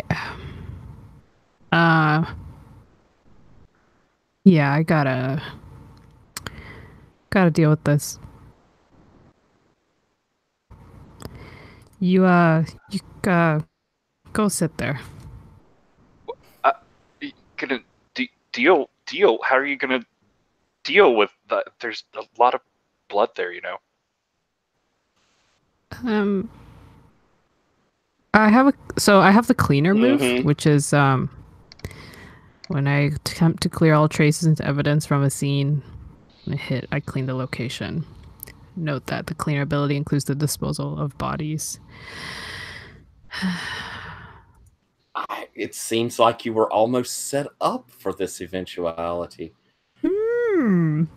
What are you feeling about it? How do I feel about this? I mean, clearly, it was self-defense. I mean, there's not a lot of ambiguity. He was trying to kill you guys. Huh. That's true. But no one is here to convince me of that, so... Right, I'm just... yeah, so... And I also just marked my power. Let's see. I am... domineering. Okay. Yeah, I'm gonna try to get rid of this guy's body. Alrighty. I'm not sure how. Well, let's see how you do, and then we can decide how. I rolled a... Oh, shoot. I forgot. Yeah, what you choose to go with? I don't know if I necessarily feel anything about this. Because it's just his body that I broke.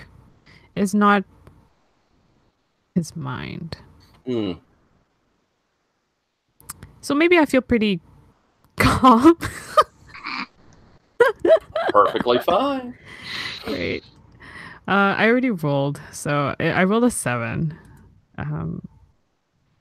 All right. Do you want me to re-roll that, or?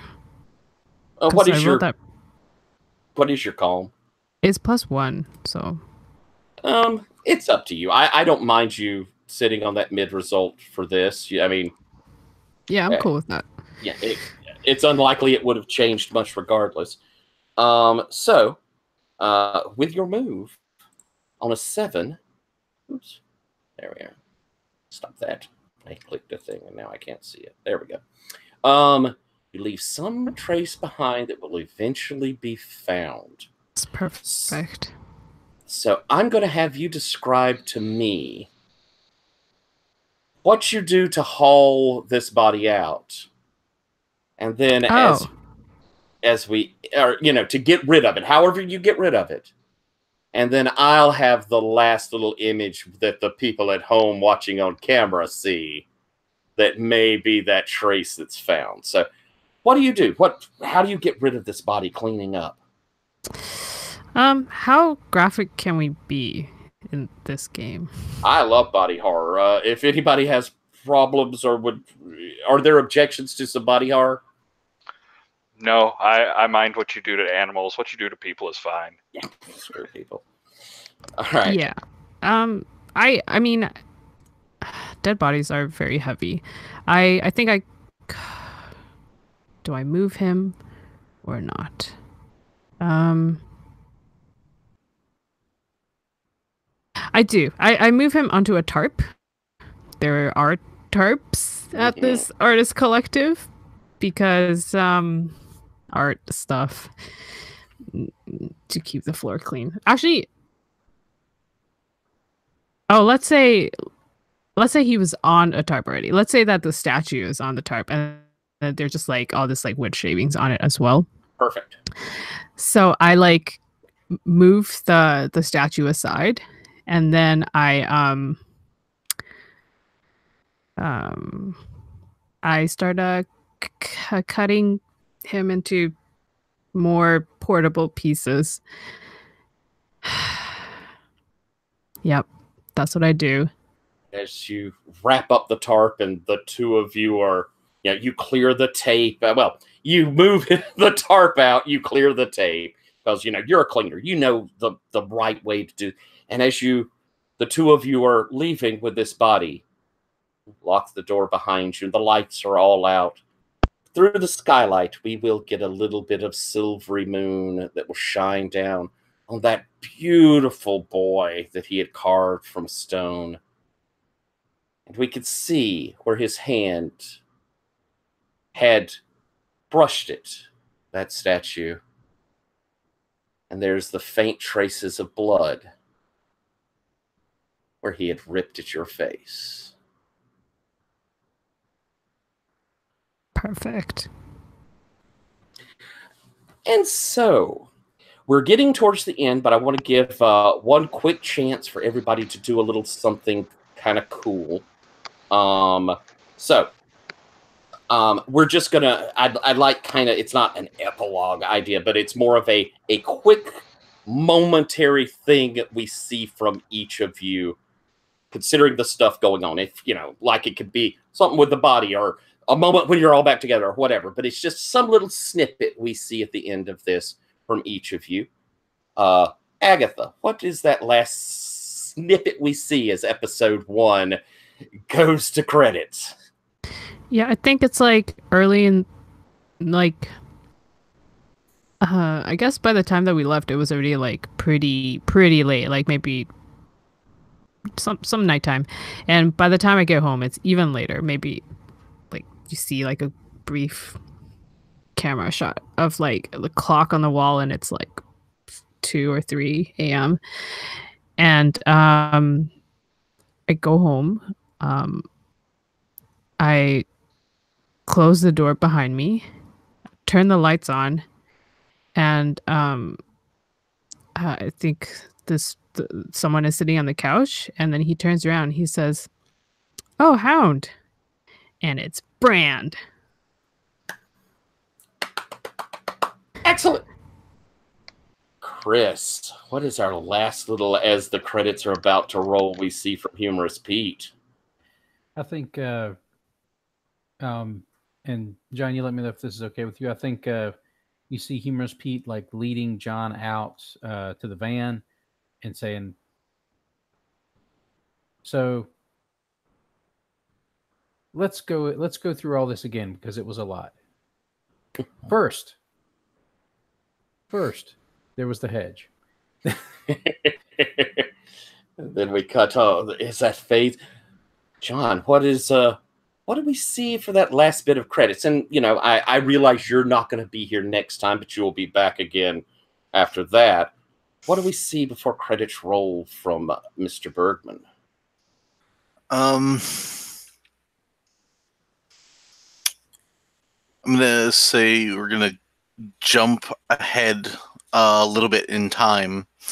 And Mr. Bergman is back at his shop, like cleaning up in a bathroom or a wash basin or something, just kind of cleaning up his hands, and he kind of looks at himself in the mirror, and he sees his mean, or his is that what it's called, mean? Yeah, true self. Yeah, he sees his true self, and he kind of takes some water and washes his hands again, and tries to wipe his face, and he's some kind of Tolkien creature.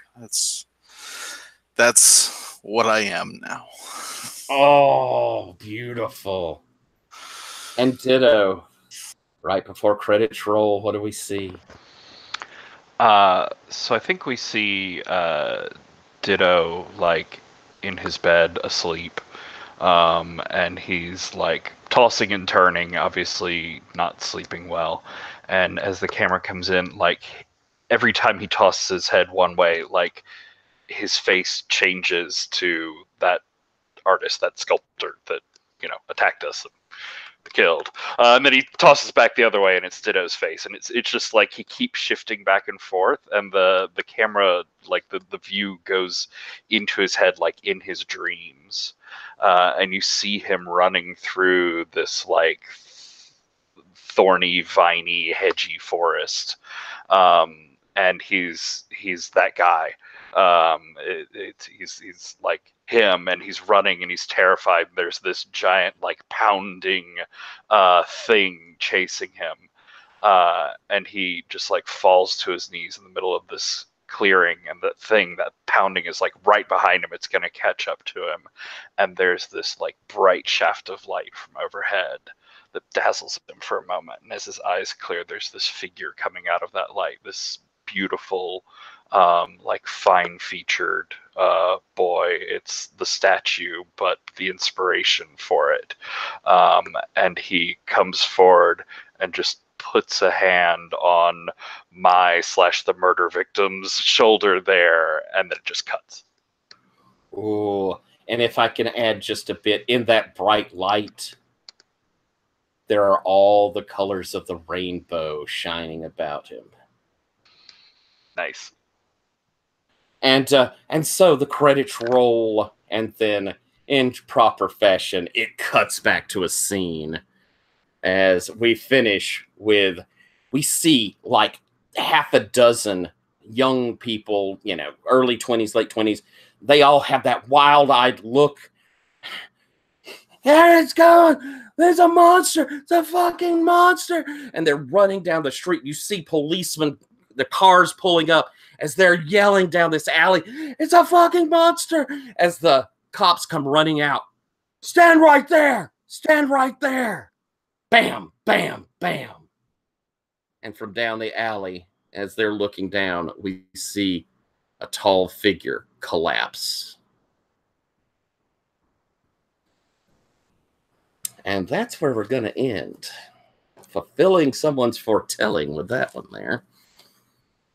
So we're going to do a real quick run of the end of session, and then I think if people have a few minutes, we'll do a nice little Stars and Wishes, keeping it short, but maybe especially for the folks that'll be here on the next episode. But I'd also like to hear, John, like something so I could plan for third. Something we'd like to see coming up. That's my idea for wishes, is really, just what we'd like to see in the game going forward now we've had the first session. So, end of session. What I'm going to do in the future is we'll highlight an entanglement and play with it more. This time, I think I'd rather just have you look at your entanglements and tell me, did you feel like you hit one of those entanglements this time? Agatha, feel like one of your entanglements was kind of played with this time? I sure think so.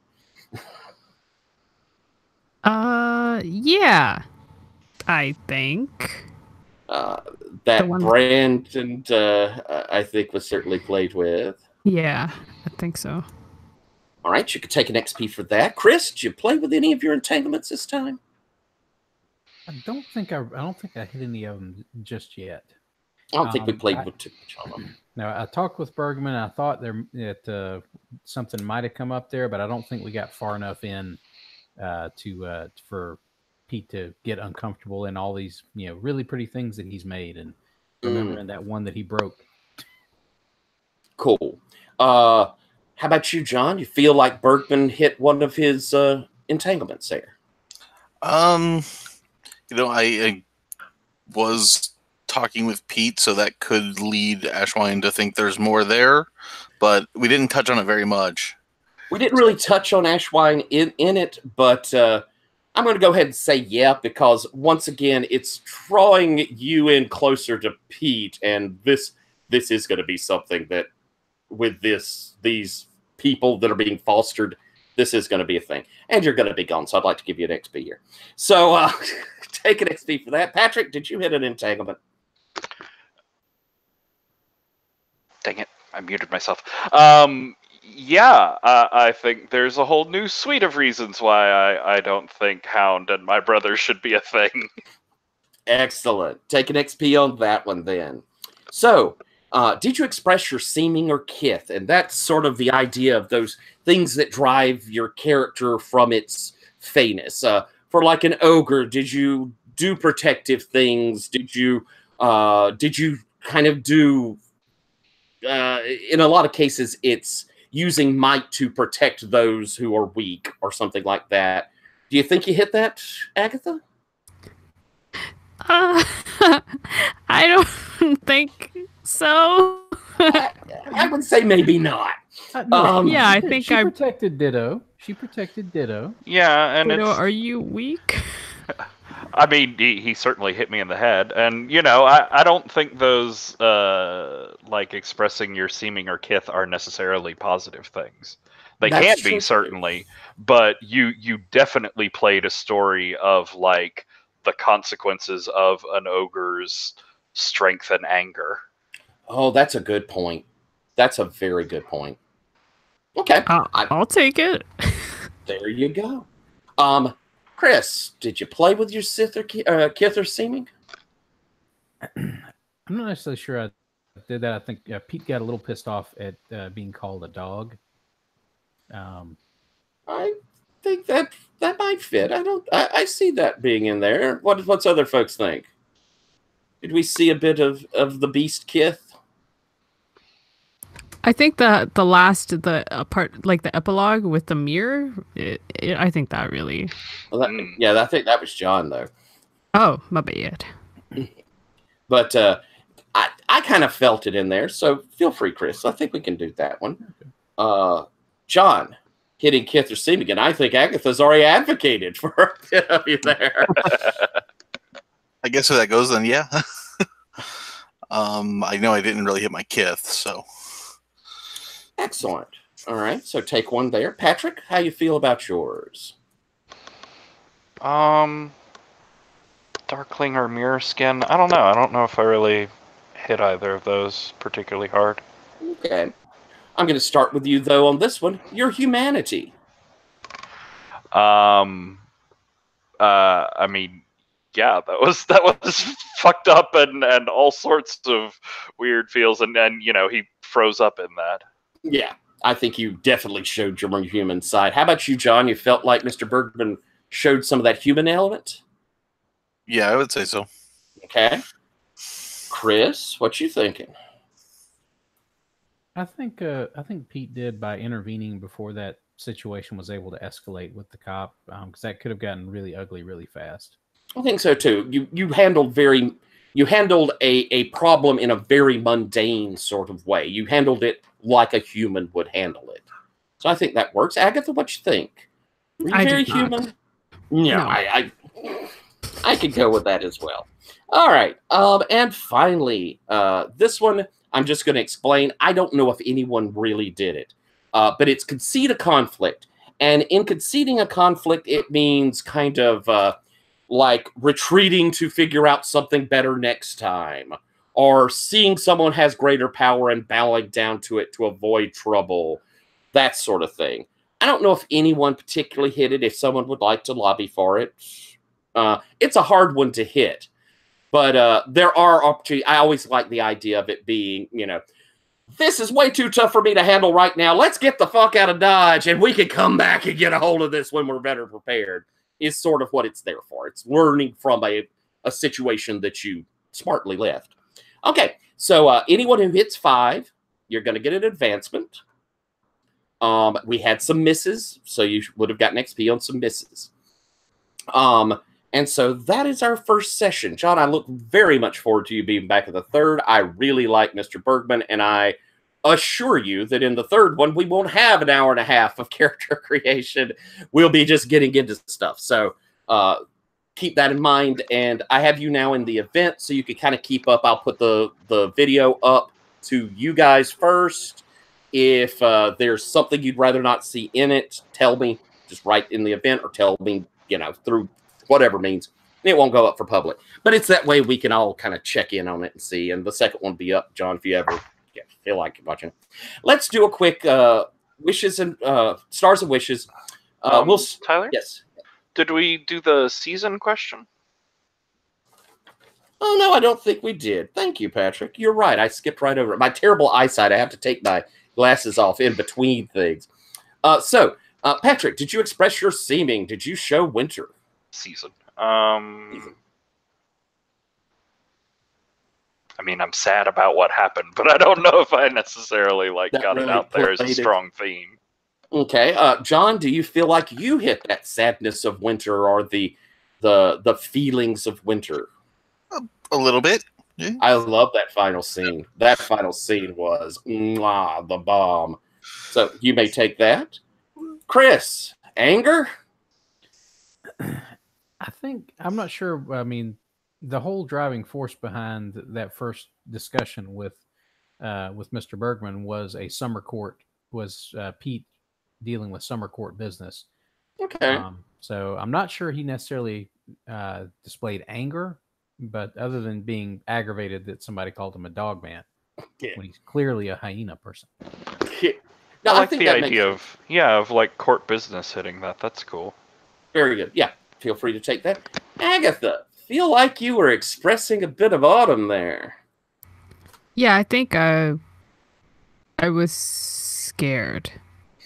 Yeah, I think there was fear all over that scene. I thought that was a really cool scene all around, and it just dripped with the kind of, oh God, this has gone so horrible sort of thing. So I fully agree. So feel free to take that one. Like I say, I want to do a real quick wishes and stars. We are at 11. If anyone doesn't have time, I completely understand. And we'll try and keep it short for those who are able to stay. Wishes and stars. Stars are where you hand out something. This was really cool. I liked it. Other players, something you saw in what I did, something that's cool about the game, and keep them pithy. Wishes are things I'd like to see going forward. I'd like to explore more of, the dream stuff, or I'm really interested in this, court business, or something you saw in another player, something I hit or didn't hit and you'd like to see more of. Patrick, let's start with stars, and I'm going to start with you because you've been through it with me before. I think for both John and Agatha, huge stars for coming in and dealing with a big game with tons of moves and complex high concept, and just rolling with it and getting into it. That was awesome from both of you, and especially to Agatha, the way you came in and just picked up on okay, this is an ogre. I'm going to let my emotions get over me, and I'm going to break the wrong things, and I'm really going to lean into this storyline, and just the creepiness and detachment of it when you got into the moment of violence was really neat. I loved it. Beautiful. Thank you. John, any stars to hand out? I was gonna say the same thing for Agatha. Just I guess we have to dispose of a body now. Just the way that was great. Yeah.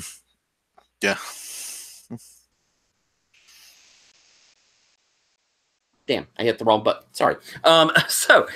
Chris, any stars? I'll echo the Agatha's that violence and then clinical detachment. I mean that was pretty poignant. I also think that I love John's little gadget shop, the little clockmaker shop. I thought that was just perfect, and that's the scene at the end with the mirror after the guy calling you a Tolkien orc, which is obviously wrong. You're much more of a maybe like a World of Warcraft style goblin with the gadgets and stuff. That's obvious, and that was really mean of him. And I like that you had to deal with that. I'll joke a little bit, but that scene was great. That was a good break off scene.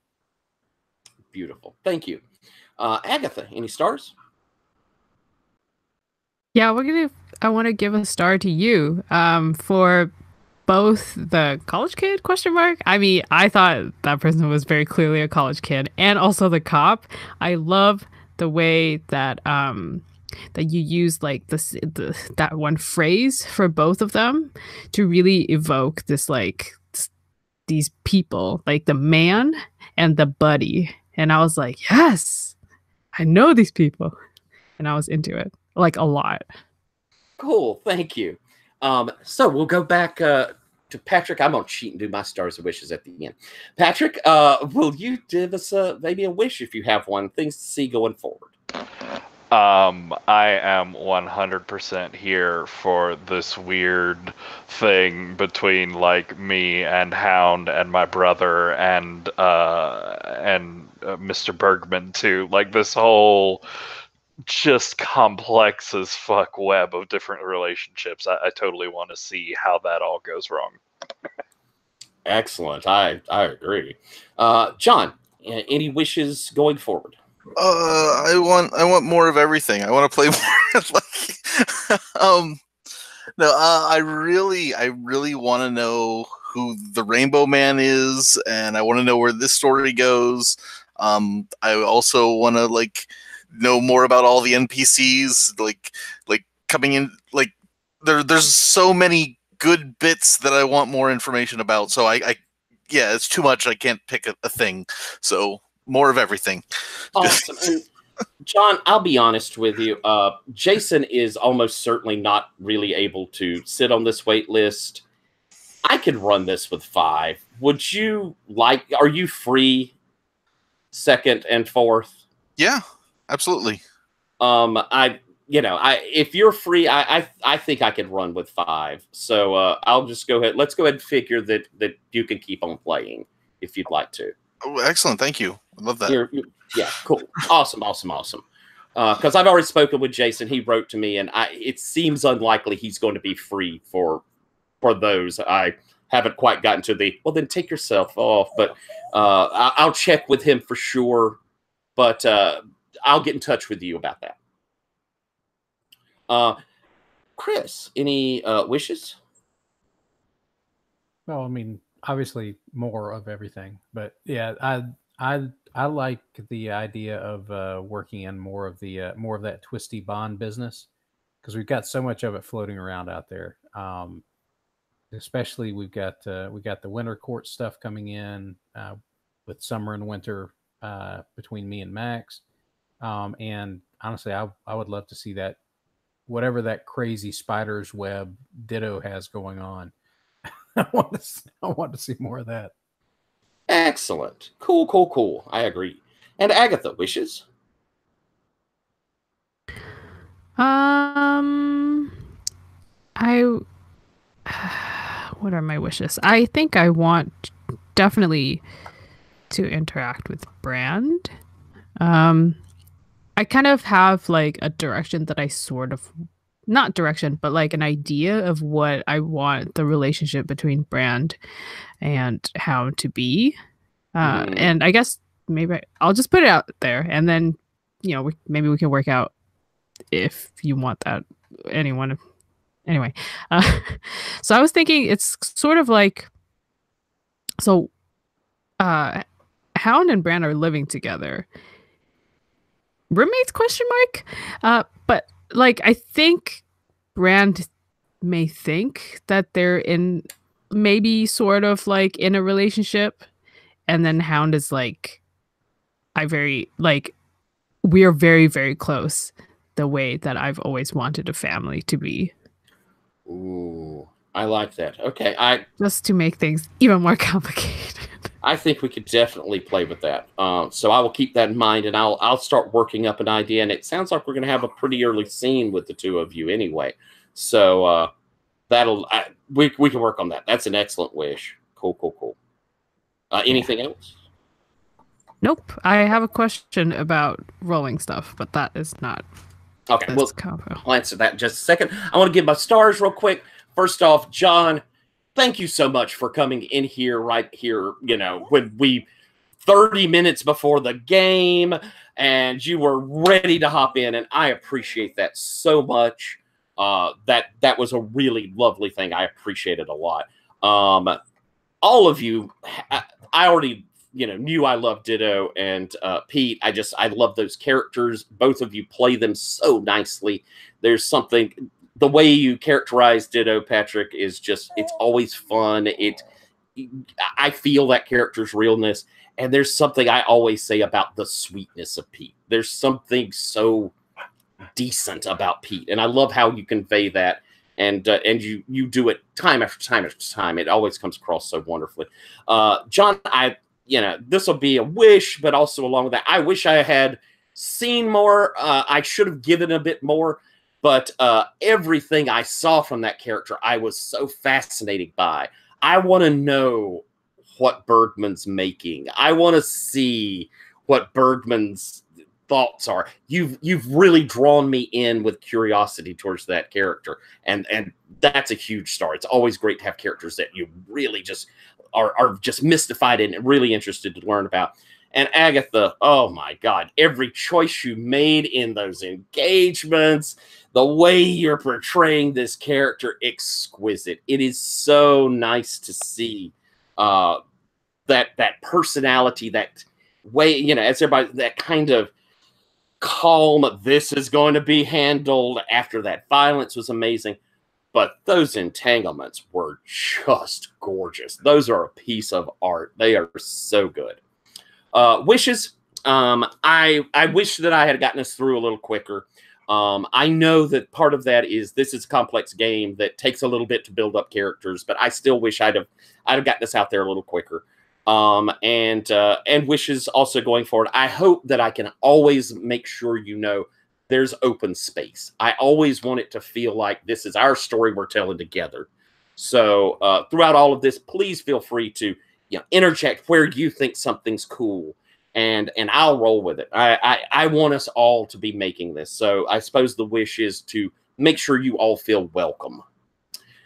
So I'm going to take us off of our broadcast now. So folks at home, this was Changeling the Lost, powered by the Apocalypse hack by any award-winning Lowell Francis. And I hope you enjoyed it. And if you did, watch more. See y'all next time.